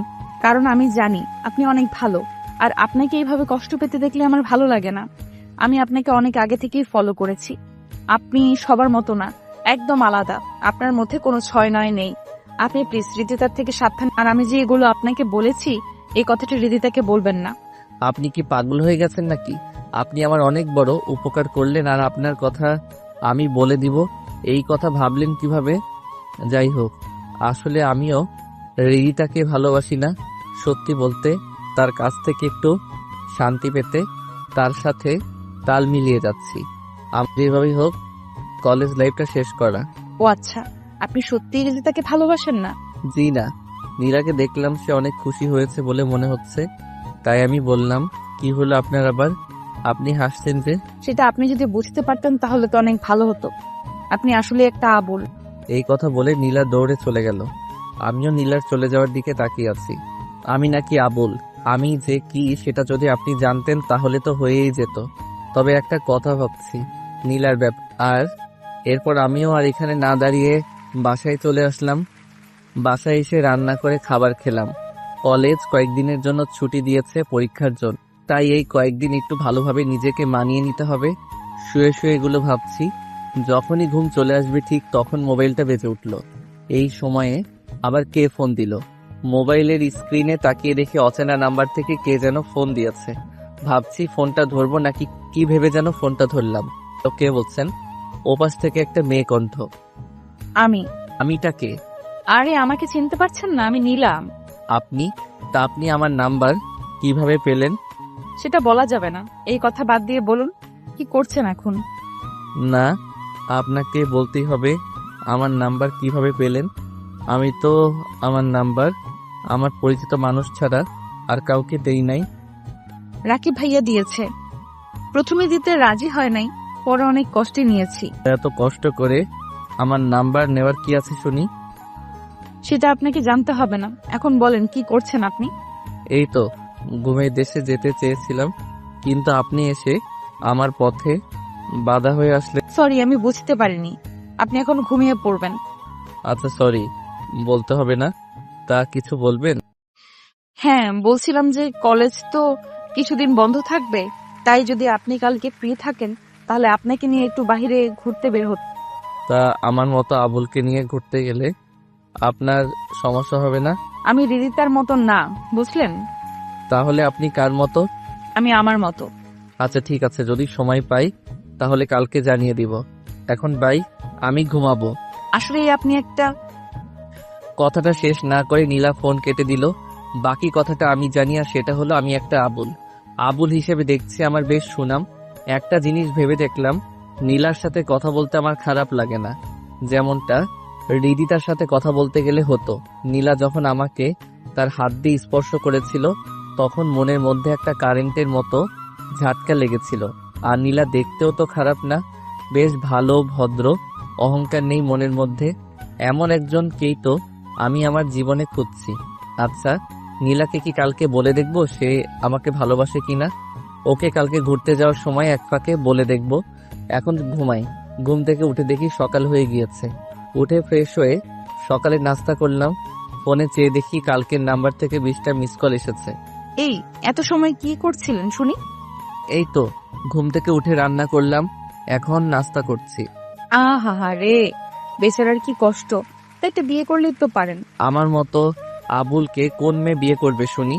তাহলে একটু ভালো করে তাকিয়ে দেখেন, তাহলেই দেখতে পারবেন। কই, নেই তো। ধুর, আপনি আসলেই একটা। আচ্ছা যাই হোক, তাড়াতাড়ি নাস্তা করে বের হন। আমি কিন্তু রেডি হয়ে বসে আছি আপনার জন্য। ওকে, আমি বের হচ্ছি। তা কোথায় আসবো? আমি আপনাকে মোবাইলে মেসেজ করে পাঠিয়ে দিচ্ছি, দেখে নিন। ওকে। এরপর নীলা ফোন কেটে দিল। আর একটু পর একটা মেসেজ আসলো, তাতে একটা ঠিকানার নাম দেওয়া আছে। আমি চিনি সেটা, তাই নাস্তা শেষ করে বাসা থেকে বের হয়ে গেলাম সেখানে। প্রায় 30 মিনিট পর সেখানে চলে গিয়ে দেখি নীলা একটা নীল শাড়ি পরে এক জায়গাতে দাঁড়িয়ে আছে। আমি তার সামনে গিয়ে দাঁড়ালাম। আমি তো নীলার দিক থেকে চোখ নামাতেই পারছি না, এত সুন্দর লাগছে আজকে নীলাকে শাড়ি। কি হলো মিস্টার, এইভাবে কি দেখছেন? আমি ওইভাবেই তাকিয়ে আছি। এই যে। এইবার নীলা আমার মাথায় হাত দিয়ে একটু ঝাঁকালো। আমি হুঁশ ফিরে পেয়ে নীলার দিকে তাকালাম। আমতা আমতা করে বললাম, কি বলুন? শুনছি। নীলা আমার কাণ্ড থেকে হাসতে লাগলো, আমিও হেসে। হয়েছে, আর হাসতে হবে না। তো এইভাবে আমার দিকে তাকিয়েছিলেন কেন? সত্যি আপনাকে অনেক সুন্দর লাগছে আজকে। শাড়িতে যে আপনাকে এত সুন্দর লাগবে সেটা আমার আগে জানা ছিল না। নীলাকে দেখলাম একটু লজ্জা পেয়েছে। থাকার পাম দিতে হবে না, এখন চলুন। পার্কের ভেতরে যাই। আচ্ছা চলুন। এরপর নীলার সাথে ভিতরে ঢুকে ঘুরতে লাগলাম। এক জায়গাতে এসে নীলা বলল, এই চলুন তো, ফুচকার দোকান দেখতে পাচ্ছি, আসেন ফুচকা খাবো। আমি তো ফুচকা খাই না। আমি বলেছি তো আপনাকে খেতে হবে। এরপর আমি আর কিছু বললাম না। দোকানদারকে বললাম মামা 2 প্লেট ফুচকা বানিয়ে দিতে। এরপর মামা 2 প্লেট ফুচকা দিল। নীলা ফুচকার প্লেট হাতে পেয়ে খেতে শুরু করেছে। মেয়েরা যে এত ফুচকা কিভাবে খেতে পারে সেটা আমার জানা নেই। নীলা আমার দিকে তাক কি হলো, আপনি খাচ্ছেন না কেন? এমনি ভালো লাগছে না। এরপর নীলা আমাকে বলল হা করতে। আমি হা করতে নীলা আমার মুখে একটা ফুচকা দিয়ে বলল। এখন খান। আমি ফুচকাটা খেয়ে আবার নীলার দিকে তাকিয়ে আছি। তাই দেখে নীলা হয়তো বুঝে গিয়েছে যে আমাকে একটার পর একটা ফুচকা খাইয়ে দিতে লাগলো।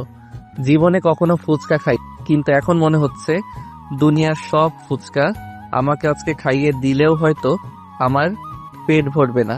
প্লেটে ফুচকা সব শেষ। নীলা আমাকে বলছে, কি মিস্টার, আপনি না ফুচকা খান না? তাহলে এগুলো সব কে খেলো? আমি আর কিছু বলতে পারলাম না, চুপ করে আছি। কি বলবো, আমি সত্যি তো কখনো ফুচকা খাইনি, আর আজকে 1 প্লেট খেয়ে ফেললাম। নীলা আবার বলল, আচ্ছা চলেন এখন ওই দিকটায় যাওয়া যাক। আমিও হ্যাঁ সূচক জবাব দিলাম। এরপর দুইজনে হাঁটছি পাশাপাশি হয়ে। একটু পর আমি নীলাকে বললাম, আচ্ছা নীলা, একটা কথা বলবো? হ্যাঁ বলেন, কি কথা বলবেন? আচ্ছা, আপনি কি কাউকে পছন্দ করেন? এমন প্রশ্ন করলেন যে? না, এমনি মনে হলো তাই বললাম। ও আচ্ছা, আসলে আমি একজনকে অনেক ভালোবাসি। সেই কলেজের প্রথম দিন যখন তাকে দেখেছিলাম, ঠিক তখন থেকেই সে সবার থেকে একদম আলাদা। গরিব ঘরের সন্তান হলেও তাকে আমি অনেক ভালোবাসি। আমার বুঝতে বাকি রইল না যে নীলা কার কথা বলছে। তারপরেও তাকে বললাম, এত সহজ করে বললাম, এর পরও আপনাকে তার নাম বলে দিতে হবে? আপনি সত্যি একটা আবুল। যান, আপনার সাথে কথা নেই। এই ছেলেটার নাম বলা যাবে কি? এই বলে নীলা চলে যেতে চাইল। আমি পিছন থেকে নীলার একটা হাত ধরে ফেললাম। নীলা দাঁড়িয়ে গেল। কি হয়েছে আপনার? আপনি আমাকে ধরলেন যে? তা এভাবে চলেই যাবেন নাকি সেই ছেলেটার মনের কথাটাও একটু শুনবেন? জি বলুন। ভালোবাসি। এইভাবে না, সুন্দর করে প্রপোজ করেন। তুমি হাসতে পারলে আমিও হাসতে পারবো, তুমি কাঁদতে পারলে আমিও কাঁদতে পারবো, তুমি ভালোবাসতে পারলে আমিও ভালোবাসতে পারবো। শুধু পারবো না তোমাকে ভুলে যেতে। I love you. এরপর নীলা আমাকে জড়িয়ে ধরলো আর কান্না করতে করতে, কখনো আমাকে ছেড়ে যাবেন না তো? জীবন থাকতে আপনাকে ভুলতে পারবো না, কিন্তু মরে গেলে তার কথা বলতে পারবো না। অনেক হয়েছে আপনি করে বলা, এখন থেকে তুমি করে বলবে। আচ্ছা ঠিক আছে। এরপর নীলা যা করলো তাতে তো আমি বাকরুদ্ধ, কারণ নীলা আমাকে কিস করেছে। প্রায় 5 মিনিট পর আমাকে ছেড়ে। এভাবে কেউ কিস করে? আর একটু হলে তো আমি পটল তুলতাম। হয়েছে, তোমাকে আর পটল তুলতে হবে না। এখন চলো, অনেক বেলা হয়েছে, বাসায় আমার জন্য সবাই চিন্তা করবে। আচ্ছা চলো তাহলে। এরপর নীলাকে তার বাসার সামনে নামিয়ে দিয়ে আমিও গ্যারেজে চলে আসলাম। গ্যারেজে ঢুকতেই একটা গাড়ির দিকে আমার চোখ পড়ল। গাড়িটাকে আমার খুব চেনা চেনা মনে হচ্ছে। এটা রোলস রয়েস ব্ল্যাক এডিশন গাড়ি। গাড়ির ভিতর থেকে একজন, লোকটি আর কেউ নয়, তিনি আমার বাবা। বাবাকে দেখে আমি অবাক হয়ে গেলাম। বাবা এখানে কিভাবে আসলো? আমার খবর কিভাবে পেল? কথাগুলো মনের মধ্যে ঘুরপাক খাচ্ছে। একটু পর বাবা আমার সামনে আসলো। কিরে জাহিদ, তুই এখানে? জি, আমি এখানে কাজ করি। মানে তুই এখনো কাজ করিস? হ্যাঁ, এতে অবাক হবার কি আছে? আমার তো বিশ্বাস হচ্ছে না আমার ছেলে কাজ করছে। দেখেন, আমি আপনার সাথে কোনো প্রকার কথার মধ্যে জড়াতে চাই না। আপনি এখানে কেন আসলেন সেটা বললে খুশি হতাম। আমি এই রাস্তা দিয়ে যাওয়ার সময় আমার গাড়ির টায়ার কিছুতে লেগে হয়তো লিক হয়ে গিয়েছে, তাই এই গ্যারেজে আসলাম। এখানে এসে যে তোকে এভাবে সামনাসামনি দেখতে পাবো সেটা কখনো ভাবতে পারিনি। ওকে, আপনি একটু ভিতরে গিয়ে বসুন, আমি ঠিক করে দিচ্ছি। রাশেদ চৌধুরী তার ছেলের কাজ করা দেখছেন আর ভাবছেন এটাই কি তার ছেলে সেই জাহিদ, যে জাহিদকে তিনি চিনত, নাকি ভুল দেখছে? এই যে আপনার গাড়ি ঠিক। জাহিদ বাবা, তুই আর এভাবে থাকিস না, চল বাসায় চল। আমি তোর এই কষ্ট বাবা হিসেবে দেখতে পারবো না। আগে যা হয়েছে তা ভুলে যা, যা আবার নতুন করে সবকিছু ঠিক করে নিস। না বাবা, তা আর হবে না। আমি যেহেতু আপনাকে কথা দিয়েছি ভালো হয়ে নিজের পায়ে দাঁড়িয়ে আপনার কাছে আসব, সুতরাং এর আগে আর বাসায় যাব না। আপনি প্লিজ চলে। আমার কথা না হয় বাদ দিলাম, তোর মায়ের কথা একটু ভেবে দেখ। তোর মা তোকে না দেখতে পেয়ে কিভাবে যে দিন পার করছে, সেটা তুই নিজের চোখে না দেখলে হয়তো বিশ্বাস করবি না। বললাম তো, আমি যতদিন না নিজের মতো করে সবকিছু ঠিক করতে পারবো সেই পর্যন্ত বাসায় পা রাখবো না। জাহিদ, আমি সেদিন হয়তো তোর সাথে অনেক খারাপ আচরণ করেছি, কিন্তু তুই চলে যাওয়ার পর তোকে আমি আর তোর মা অনেক জায়গাতে খুঁজেছি, কিন্তু কোথাও তোকে খুঁজে পাইনি। আজকে তোকে এতটা কাছে পেয়েও বলিস চলে যেতাম। আমার এত অর্থ সম্পদ কার জন্য করেছি? আপনার কথা শেষ হলে আপনি আসতে পারেন। ঠিক আছে, আমি চলে যাচ্ছি, তবে তোর এটিএম কার্ডটা রাখ, যখন দরকার পড়বে খরচ করিস, কিন্তু তারপরেও এইসব কাজ করিস না। আমার আপনার টাকার কোনো প্রয়োজন নেই। এভাবে কষ্ট করে টাকা উপার্জন করে যে শান্তি পাবো, আপনার সেই টাকায় তেমন শান্তি পাবো না। বাহ, খুব বড় হয়ে গিয়েছিস দেখছি। খুশি হলাম তোর এমন কথা শুনে। আজকে আমার অনেক গর্ব হচ্ছে তোকে নিয়ে, কিন্তু তুই এই কার্ডটা রাখ। বাবা হিসেবে আমি তোকে রিকোয়েস্ট করছি। আমি আর বাবার কথার অবাধ্য হতে পারলাম না, তাই অনিচ্ছা সত্ত্বেও নিলাম। এরপর বাবা আমাকে বলল, ভালো থাকিস, আর কোনো সমস্যা হলে আমাকে বলিস। আর তোর মার কথা যদি একটু মনে পড়ে তাহলে বাসায় এসে দেখা করে যাস। এই বলে বাবা চলে গেলেন। আমি বাবার চলে যাওয়ার দিকে তাকিয়ে আছি। ঠিক তখনই দেখলাম আমার সামনে অনিক আর রাকিব দাঁড়িয়ে আছে। কিরে, তোরা এখানে কখন আসলি? এই তো, তোর বাবা চলে যাওয়ার অনেক আগে। মানে তোরা সব শুনে ফেলেছিস? আমরা সব শুনেছি। এখন বল, তুই আমাদের কেন এতদিন তোর আসল পরিচয়টা গোপন করেছিস? তোর বাবাকে তো আমরা চিনি, জেকে কোম্পানি তো তোদেরই। তুই এত বড় কোটিপতির ছেলে হয়ে এভাবে নিজেকে গোপন করে রাখার কারণ কি বল? যেহেতু তোরা আমার কথা জেনে গিয়েছিস, তাহলে তোদেরকে আমার অতীতটাকে জানিয়ে দেই। বল। তাহলে শোন, পাঠক প্লাস পাঠিকারা আপনারাও চলেন জাহিদ চৌধুরীর অতীত সম্পর্কে জেনে আস। ফ্ল্যাশব্যাক। আমি ছিলাম কোটিপতি বাবা মায়ের একমাত্র সন্তান। আমাদের তো আর কোনো কিছুর কমতি নেই, তাই আমার যখন যা মন চাইতো তাই করতাম। আমি আগে যে কলেজে ছিলাম সেই কলেজের সবাই আমাকে ভয় পেত, কারণ আমার রাগ অনেক বেশি। কোনো একটা ছোটখাটো জিনিস নিয়ে কাউকে আমি ছাড় দিতাম না। ঝগড়া ছিল আমার প্রতিদিনের সঙ্গী। নেশা প্লাস জুয়া খেলা প্লাস নাইট ক্লাবে যাওয়া, এগুলো ছিল আমার প্রতিদিনের কাজ। আমার সাথে সবসময় 20-30 জন পোলাপাইন থাকতো। আমি এক গাড়ি এক সপ্তাহের বেশি ব্যবহার করতাম না। আমার সব থেকে বেশি যত্ন নিতাম আমার চুলের। কত টাকা খরচ করেছে আমার চুলের স্টাইলের। জিম করে নিজেকে সবার থেকে আলাদা করার জন্য সবসময় প্রাধান্য দিতাম। আর নিজের পছন্দের নামি দামি সব ব্র্যান্ডের জামা কাপড় আর জুতার তো কোনো কমতি ছিল না। প্রতিদিন আমার এসব কর্মকাণ্ড বাবার কানে যেত, কিন্তু বাবা কাজে ব্যস্ত থাকায় আমাকে তেমন একটা বলার সময় পেত না। এভাবে একদিন নাইট ক্লাব থেকে ড্রিঙ্ক করে বাসায় গেলাম, আর কলিং বেল চাপতেই দরজার সামনে বাবাকে দেখতে পেলাম। আমার তখন হুঁশ তেমন একটা ছিল না, নেশার ঘরে ছিলাম। আমি জানতাম বাবা দেশের বাহিরে আছে, কিন্তু আজকে যে বাসায় থাকবে তা আমার জানা ছিল না। বাবা এগুলো একদম পছন্দ করতেন না, তাই আমার এমন অবস্থা দেখে আমাকে 2-3টা চর দিলেন। চর খাওয়ার পর আমার হুঁশ ফিরে আসলো, আর তাকিয়ে দেখি বাবা আমার সামনে। বেরিয়ে যা আমার বাসা থেকে। তোর মতো এমন নেশাখোর ছেলে আমার আর দরকার নেই।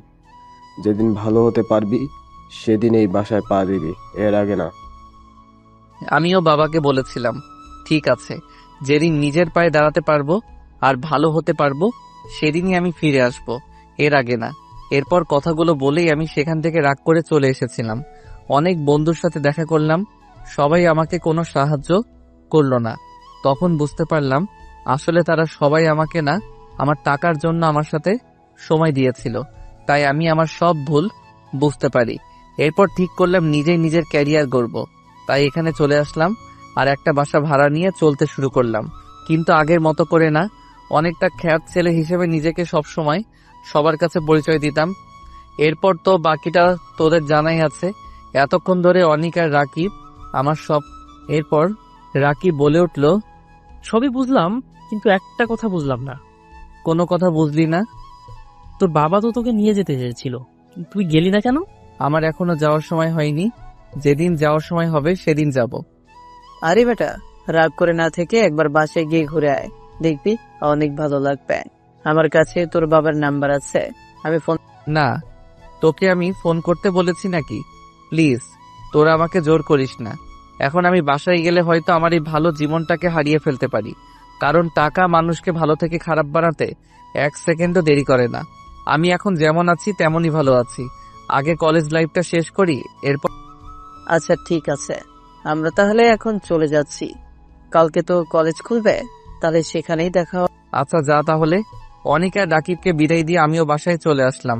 মনটা খারাপ হয়ে গিয়েছে আম্মুর জন্য। আমি জানি আম্মু আমার জন্য অনেক কষ্ট পাচ্ছে। আর তো কিছুদিন, কলেজ লাইফ শেষ হলেই বাসায় যাব। কথাগুলো ভাবতে ভাবতে কখন যে ঘুমিয়ে পড়লাম বুঝতেই পারলাম না। ঘুম ভাঙলো সকালে, উঠে দেখি 7টা বাজে। ফ্রেশ হয়ে নাস্তা করলাম, এরপর রেডি হয়ে কলেজে চলে গেলাম। নীলা এরই মধ্যে কয়েকবার ফোন দিয়েছে। পাগলিটা এই কয়দিনে আমার মনের অনেকটা জোরে। সবসময় শুধু তাকে নিয়ে ভাবতে ইচ্ছে হয়। পাগলিটাকে ফোন দিয়ে জানিয়ে দিয়েছি আমি কলেজের সামনে চলে এসেছি। কলেজের আশেপাশে রিদি তাকে দেখতে পাচ্ছি না। যেখানে থাকার থাকুক, গিয়ে আমার কি। আমি জানি সে হয়তো আবারও কোনো প্ল্যান করছে আমাকে শাস্তি দেওয়ার জন্য, কিন্তু এখন আর তার আমাকে জড়াতে পারবে না। কথাগুলো ভাবতে ভাবতে নীলার সাথে দেখা হয়ে গেল। এই তোমার আসার সময় হলো? সরি, নাস্তা করে আসতে একটু দেরি হয়ে গিয়েছে। আমাকে বউ করে নিয়ে গেলেই তো পারো, তাহলে আর তোমার এত কষ্ট করা লাগবে না। কলেজ থেকে পাশ করে বের হই, এরপর তোমাকে বিয়ে করে আমার বউ হিসেবে রেখে দিব যত্ন সহকারে। হইছে, আর আলো মারতে হবে না। এখন চলো ক্লাসে, আজকে পরীক্ষার রেজাল্ট দিব। আচ্ছা চলো।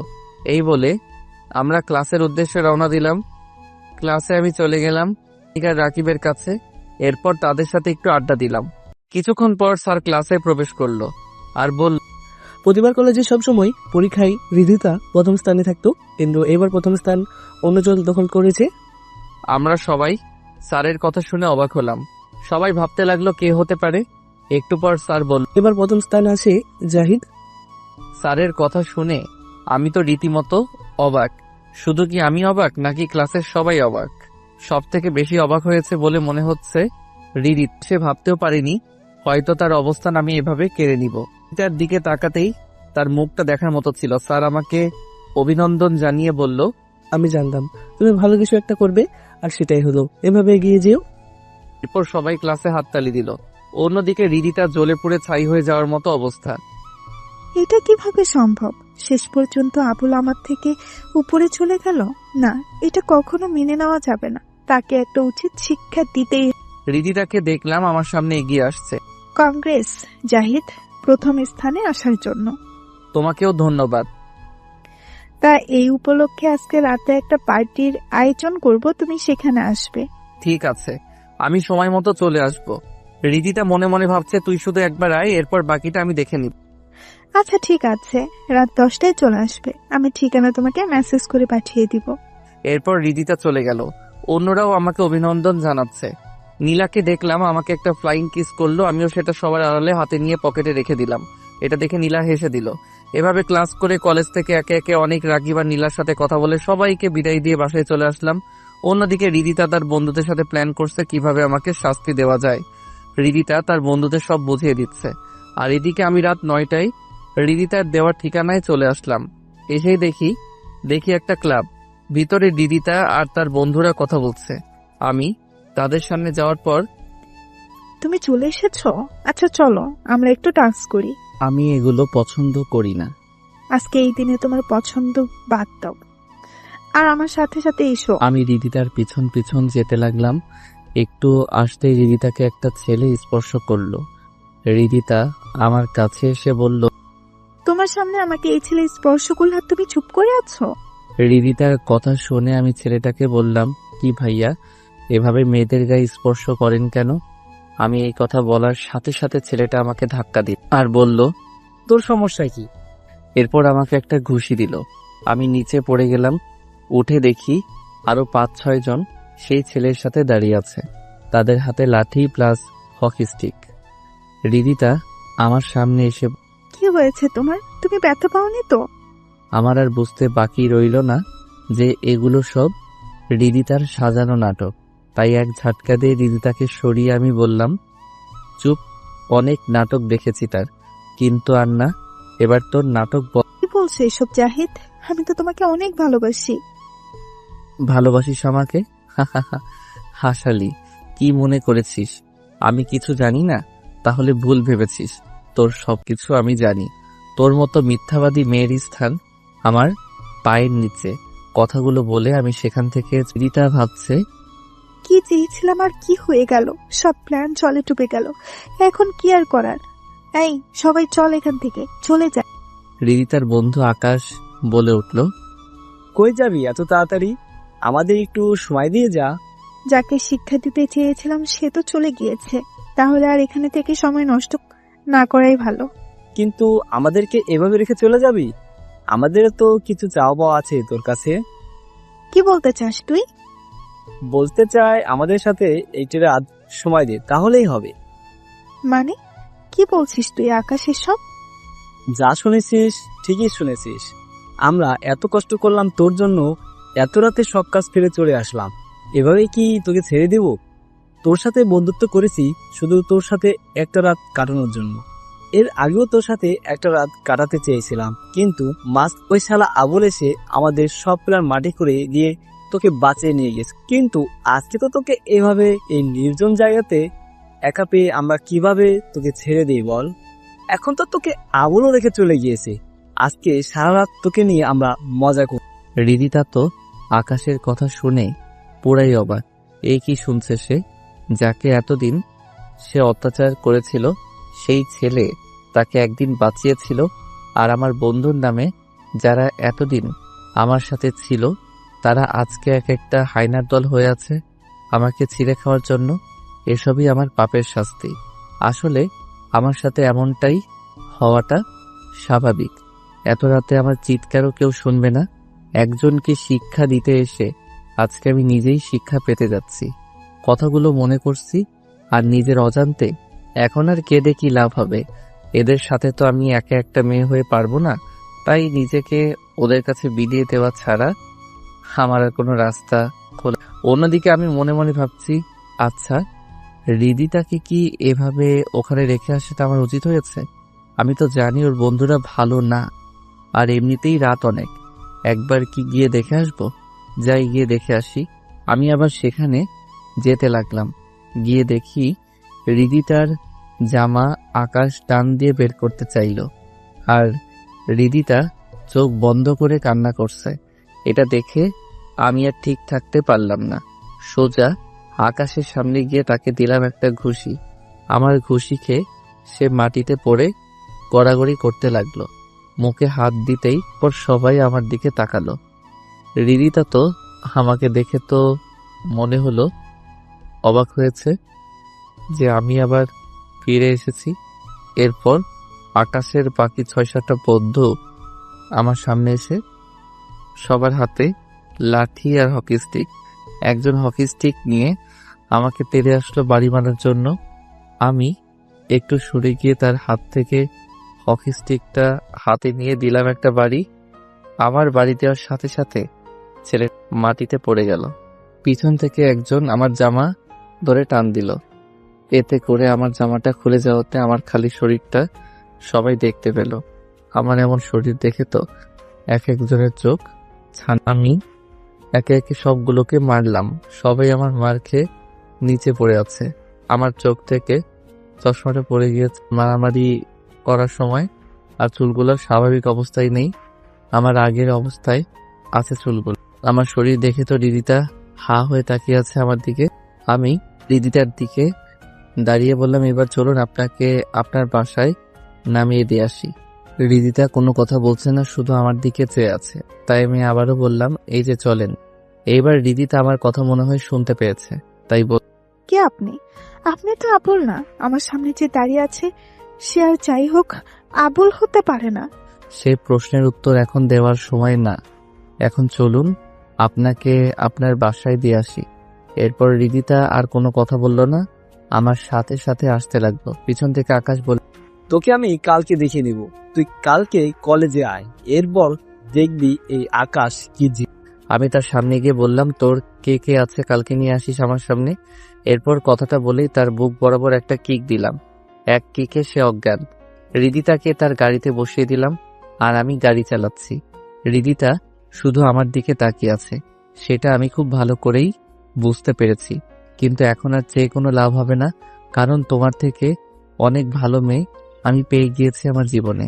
কথাগুলো ভাবতে ভাবতে হৃদিতার বাড়ির সামনে চলে আসলাম। এরপর তাকে বাসার সামনে নামিয়ে দিয়ে আমি আমার বাসার হৃদিতা আমাকে ডাক দিয়েছিল, কিন্তু আমি তার কথার কোনো সাড়া না দিয়ে চলে এসেছি। বাসায় এসেই সকালে ঘুম থেকে উঠতে একটু দেরি হয়ে গিয়েছে। উঠে ফ্রেশ হয়ে নাস্তা করে কলেজের উদ্দেশ্যে রওনা দিলাম। নীলা আমাকে অনেকবার ফোন দিয়েছে, আবার মেসেজও দিয়েছে। আমি তো কিছু টের পাই নাই। আল্লাহ জানে আমার কপালে আজকে। কলেজের ভিতরে ঢুকতেই দেখি 70-80 জন ছেলে দাঁড়িয়ে আছে পুরো মাঠ জুড়ে। সবার হাতে লাঠি আর হকি স্টিক। সবার সামনে দাঁড়িয়ে আছে আকাশ। কিরে, বলেছিলাম না তোকে, আমাকে মেরেছিস তুই? এখন কে তোকে বাঁচাবে বল? তোকে আজকে মেরে এই কলেজে পুঁতে রাখবো। আমি একটু ঘাবড়ে গেলাম, কারণ 10 জন হলেও আমি তাদের সাথে পেরে উঠতাম, কিন্তু এত ছেলের সাথে পেরে ওঠা কখনো সম্ভব না। কলেজের সামনে সবাই দাঁড়িয়ে আছে, হৃদিতাও আছে একপাশে, সে কান্না করছে বলে মনে হচ্ছে। অন্য পাশে নীলাকেও দেখলাম, সে তো কিছু বুঝতেই পারছে না। এরপর আকাশ আমার দিকে এগিয়ে আসতে যাবে, ঠিক এমন পিছনে তাকিয়ে দেখে একটার পর একটা গাড়ি আসতেছে লাইন ধরে। পুরো কলেজের চক্করে গাড়ি দিয়ে ভরে গেল মুহূর্তের মধ্যে। হেলিকপ্টারের শব্দ শুনে তাকিয়ে দেখি একটা হেলিকপ্টার উপর থেকে নিচে নামছে। নিচে নামতেই দেখলাম ভিতর থেকে আর কেউ না, আমার বাবা নেমে আসতেছে। আর গাড়ি এসেছে মনে হয় 30টা হবে। এর মধ্যে পুলিশের গাড়ি 5টা দেখলাম। গাড়ি থেকে নেমে সবাই আমার পিছনে চলে আসলো, সবার হাতেই পিস্তল। একজন আমার মাথার উপরে, একটা সবাই তো হা করে তাকিয়ে আছে, কি হচ্ছে এসব? আর আমার মতো খ্যাত ছেলের পিছনে বডিগার্ডের মতো পিস্তল নিয়ে কেন সবাই দাঁড়িয়ে আছে, কেউ কিছু বুঝে উঠতে পারছে না। বাবা আমার সামনে এসেই, কার এত বড় সাহস যে আমার ছেলেকে মারার জন্য এসেছে এখানে?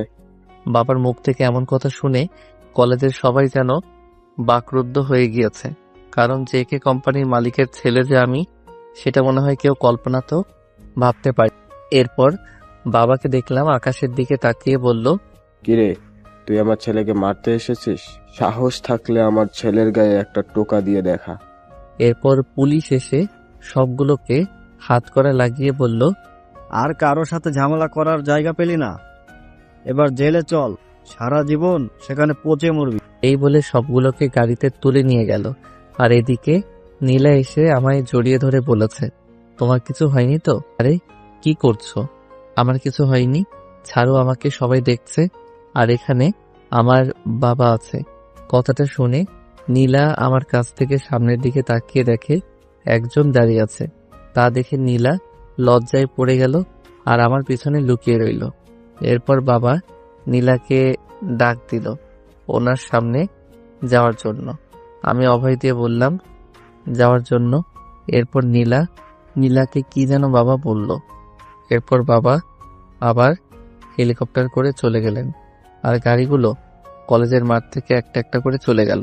অনিক আর রাকিব আমার সামনে আসলো। আমি রাকিবকে বললাম, বাবা এখানে কিভাবে আসলো? সবাই চুপ। আমি একটু রেগে আবার কথাটা বলাতে, বন্ধু রাগ করিস না, আমরাই তোর বাবাকে ফোন দিয়েছিলাম, সেটা আমাদের আর কিছু করার ছিল না। ওরা সংখ্যায় অনেক ছিল, তাই আমরা অনেক ভয় পেয়ে গিয়েছিলাম। আচ্ছা ঠিক আছে, এই না হলে তোরা আমার বন্ধু। এরপর নীলা আমাকে এসে বলল, তুমি এতদিন আমার কাছ থেকে এত বড় একটা সত্যি লুকিয়ে রেখেছিলে? আসলে আমি চাইনি আমাদের কলেজের জীবন শেষ হওয়ার আগে তোমাকে কিছু বলতে, কিন্তু এইভাবে যে সবাই জেনে যাবে সেটা কখনো ভাবিনি। এখন বলো বাবা তোমাকে ওই সময় কি বলে? সেটা এখন বলবো না, কালকে আমার সাথে এক জায়গাতে যাবে, তখন বলবো। আমি নীলার কথায় হ্যাঁ সূচক জবাব দিলাম। অন্যদিকে রিদিতা বুঝে গিয়েছে আমার আর নীলার সম্পর্ক অনেক দূর চলে গিয়েছে। সে মনে মনে ভাব, হে আমি কি করলাম? নিজের হাতে নিজের ভালোবাসাকে এভাবে অন্যের হাতে তুলে দিলাম। এখন তো আমি জাহিদের কাছে মিথ্যাবাদী মেয়ে ছাড়া আর কিছুই না। তার সামনে যাওয়ার মতো অবস্থাও আমার। এখন আর কান্না করে কি হবে?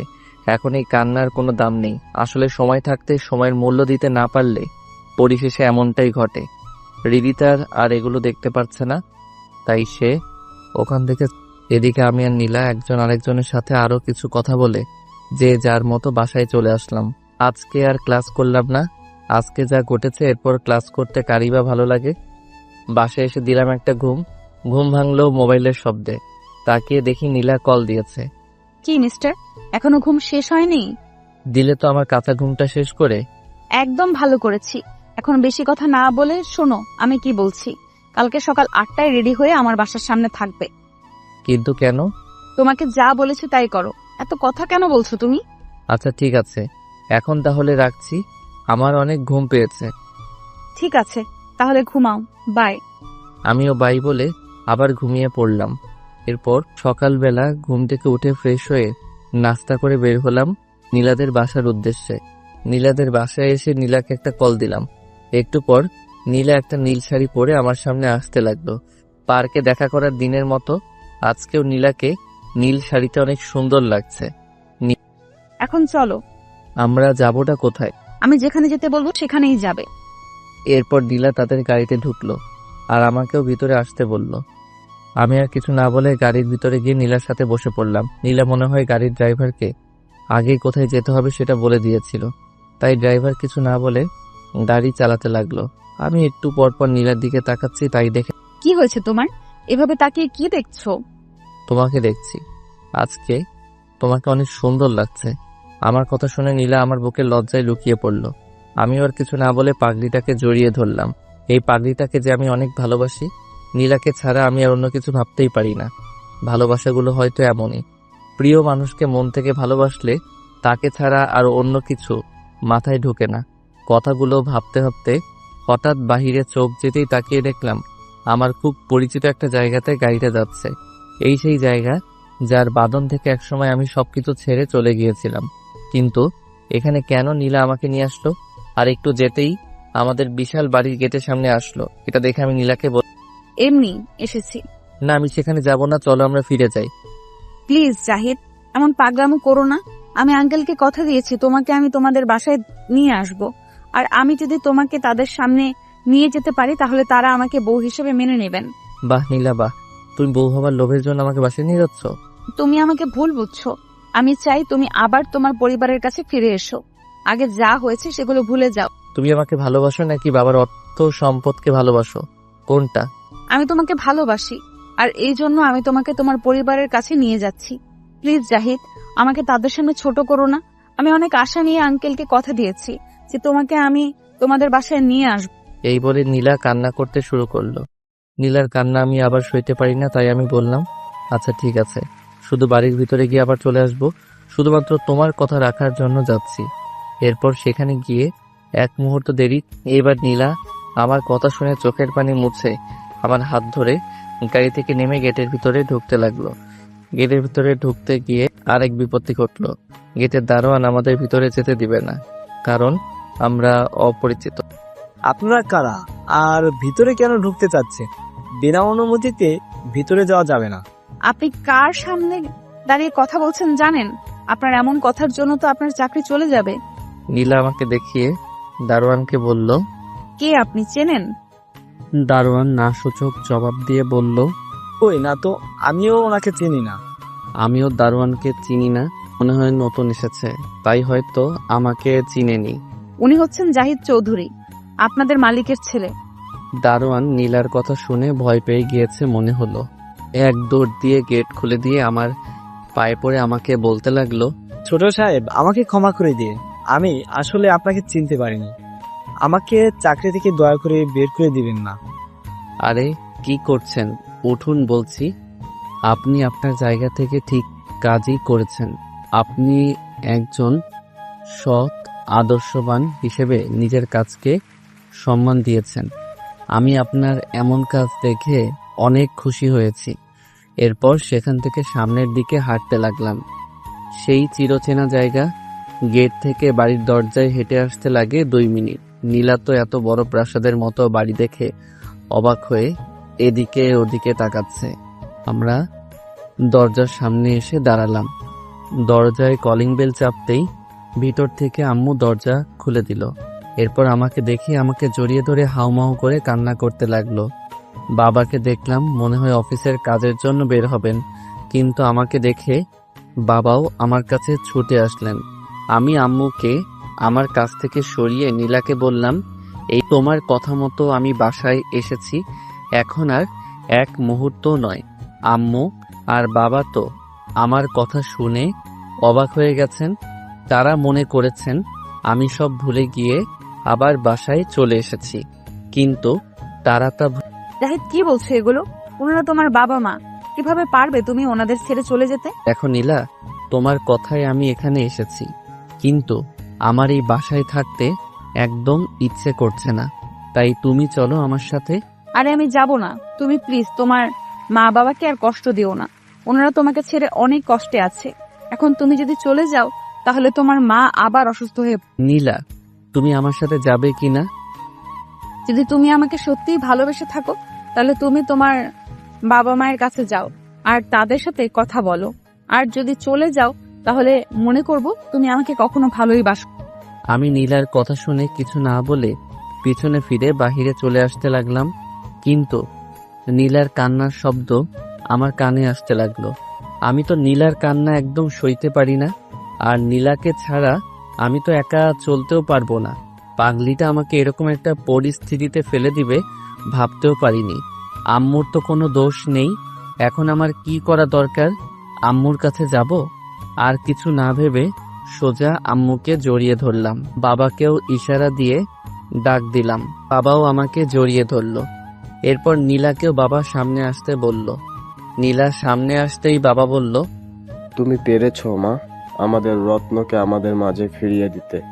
আমি খুব শীঘ্রই তোমাদের বিয়ে দেওয়ার ব্যবস্থা করছি। আমি বাবাকে বললাম, বাবা আমি এখন বিয়ে করব না, আগে আমার পড়ালেখা শেষ হবে, এরপর আমি বিয়ে করব। এরপর বাবা নীলাকে বলল, মা, এতে তোমার কোনো সমস্যা নেই তো? নীলা মাথা নেড়ে না বলল। এভাবে আমার আগের জীবন ফিরে পেলাম, আর দেখতে দেখতে কলেজের জীবনও শেষ করে ফেলেছি। এই কয়েকটা বছরে কলেজে হৃদিতাকে দেখেছিলাম, সব সময় মন মরা হয়ে থাকতো। আমার সাথে অনেকবার কথা বলতে চেয়েছিল, কিন্তু আমি তার সাথে কখনো কথা না বলে এড়িয়েই চলতাম। এভাবে আমাদের বিয়েটাও হয়ে গেল। দুই পরিবারের সমন্বয়ে বিয়েটা হয়েছিল। আজকে আমাদের বিয়ের 2 বছর পূর্ণ হয়েছে।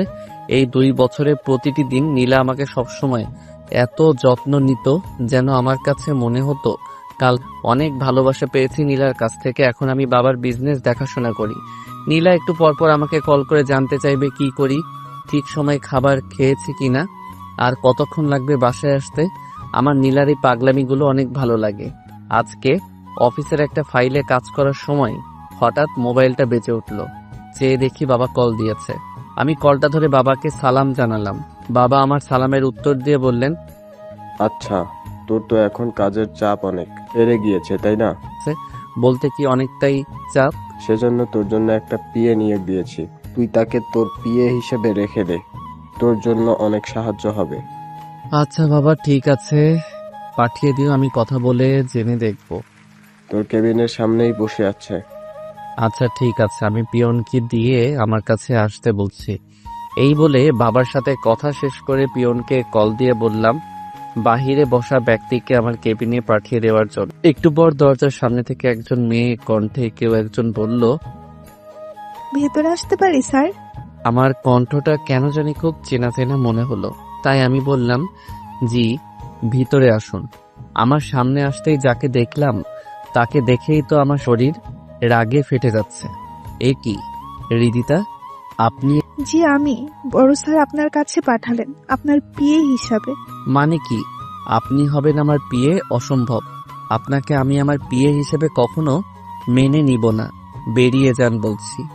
হৃদিতা চোখে পানি দেখতে পেলাম। কান্না করতে করতে সে কেবিন থেকে বেরিয়ে গেল।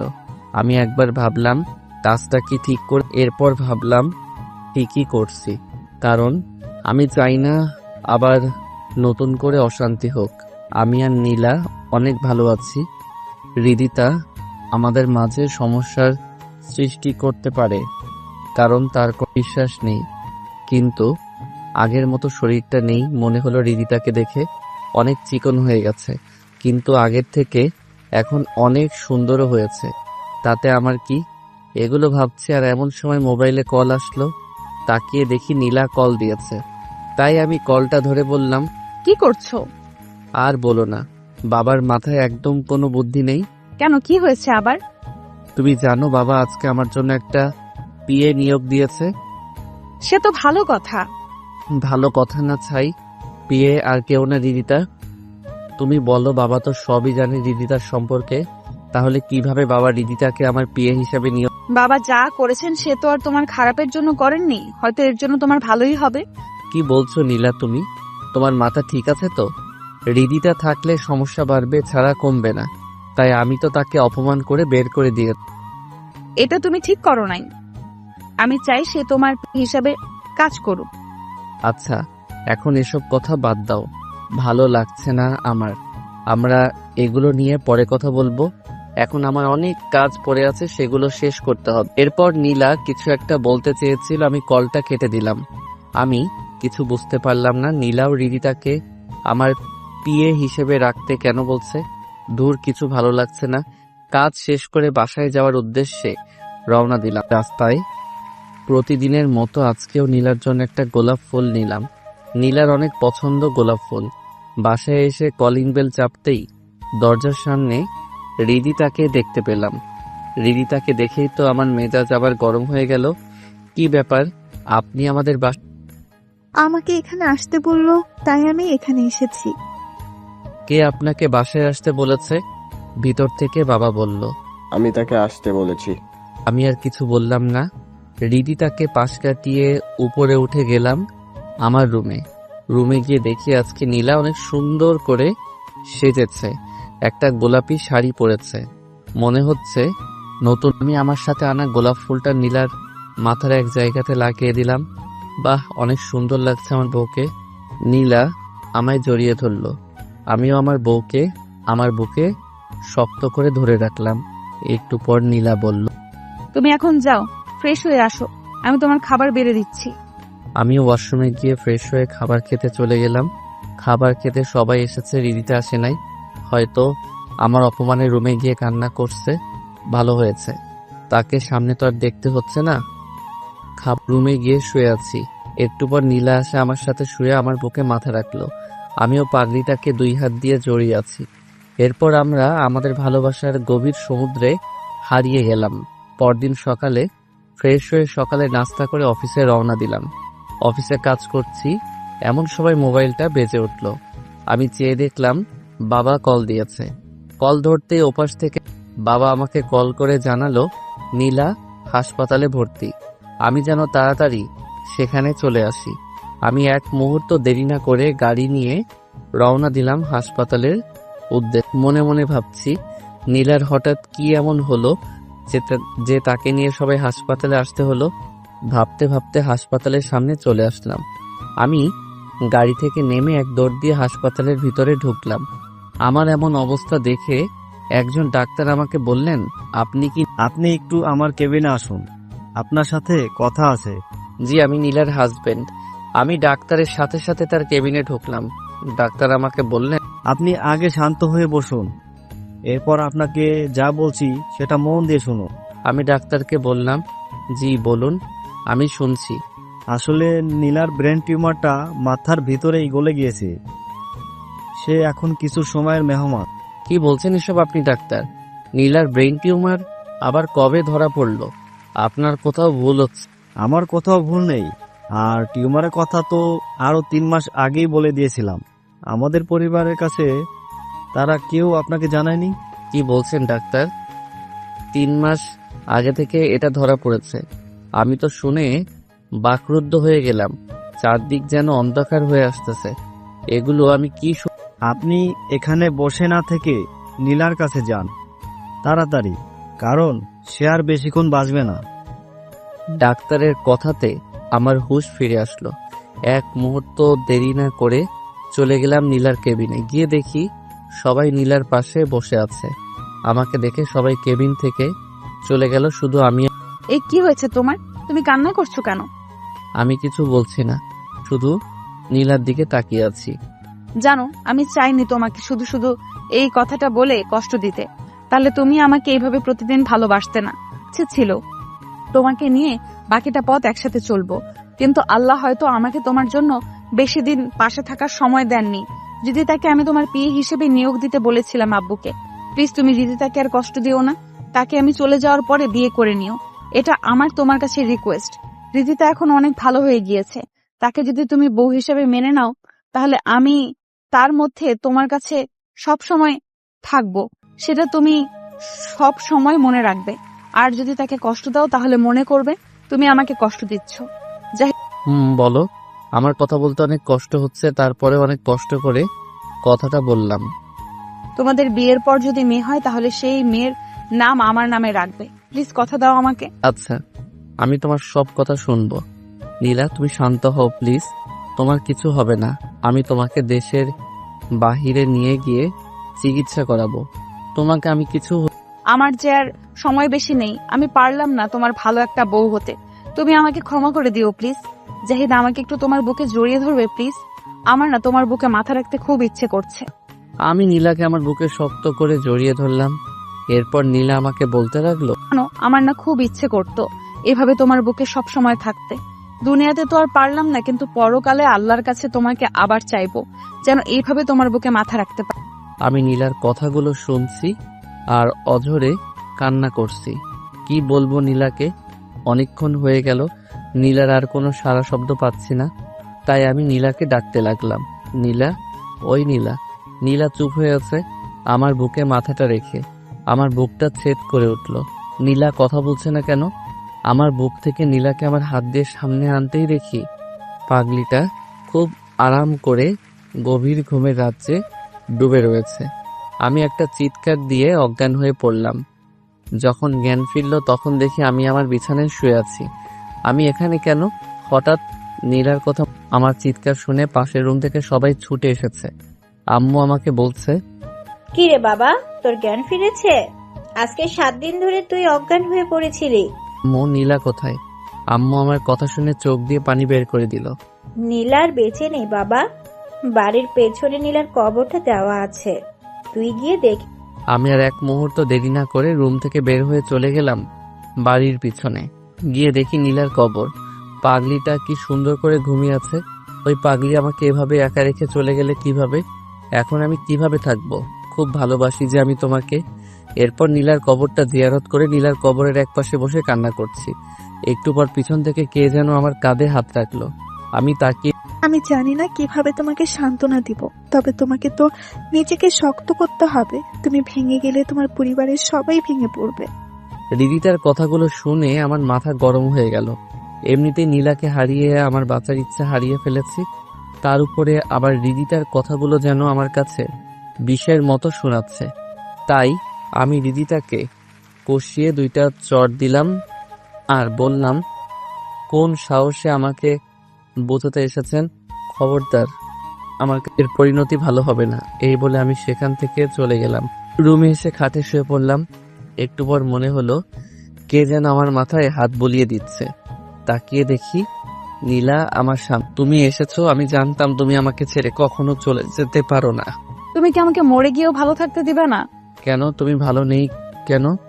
তুমি আমাকে কথা দিয়েছিলে যে তুমি রিদিতাকে বিয়ে করে নিবে, কখনো কষ্ট দিবে না, কিন্তু তুমি আজকে রিদিতাকে মারলে, তার মানে তুমি আমাকেও মার। কি করব বলো? আমি তোমাকে ছাড়া থাকতে পারছি না। যদি আমাকে পেতে চাও তাহলে ছাদে যাও, সেখানে রিদিতা কান্না করছে, তার কান্না থামিয়ে তাকে তোমার বুকে ঠাঁই দাও আর তাকে বিয়ে করো, তাহলেই দেখবে আমিও তোমাকে জড়িয়ে ধরে আছি। আচ্ছা ঠিক আছে। এরপর আমি ঘুম থেকে উঠে পড়লাম। তার মানে আমি এতক্ষণ স্বপ্ন দেখেছি, কিন্তু মনে হলো নীলা আমার কাছেই ছিল। গিয়ে দেখবো রিদিতা ছাদে আছে কিনা। এরপর আমি ঘড়িতে তাকিয়ে দেখি রাত 1টা বাজে। এত রাতে যাওয়াটা কি ঠিক হবে? এরপরেও চলে গেলাম ছাদে। অবাক কথা হলো রিদিতা ছাদের এক কোণে দাঁড়িয়ে কান্না করছে মনে হচ্ছে। আকাশ মেঘলা, মনে হয় যে কোনো সময় বৃষ্টি আসবে। আমি পিছন থেকে রিদিতাকে বললাম, কি ব্যাপার আপনি? সেটা আপনাকে কেন বলতে যাব? আমাকে তো বলতেই হবে, কেন না আমার মধ্যে তুমি আর তোমার মধ্যে আমি। রিদিতা মনে হয় বিশ্বাস করতে পারিনি আমার মুখ থেকে এমন কথাটা। একটু পর আকাশে একটা বিজলি চমকানো শব্দ হতেই রিদিতা আমাকে জড়িয়ে ধরল। আমিও তাকে শক্ত করে জড়িয়ে ধরলাম। আজকে আমাদের বিয়ের 5 বছর পূর্ণ হয়েছে। আমাদের একটা মেয়েও হয়েছে। নীলার কথা মতো মেয়েটার নাম রেখেছি নীলা চৌধুরী। খুব পাকা হয়েছে, অনেক দুষ্টু, পুরো বাড়িতে সবাইকে জ্বালিয়ে মারে। রিদিতাও আমার সাথে এখন অনেকটাই সুখে আছে, আর আমিও তার মাঝে আমি আমার নীলাকে যেন খুঁজে পাই।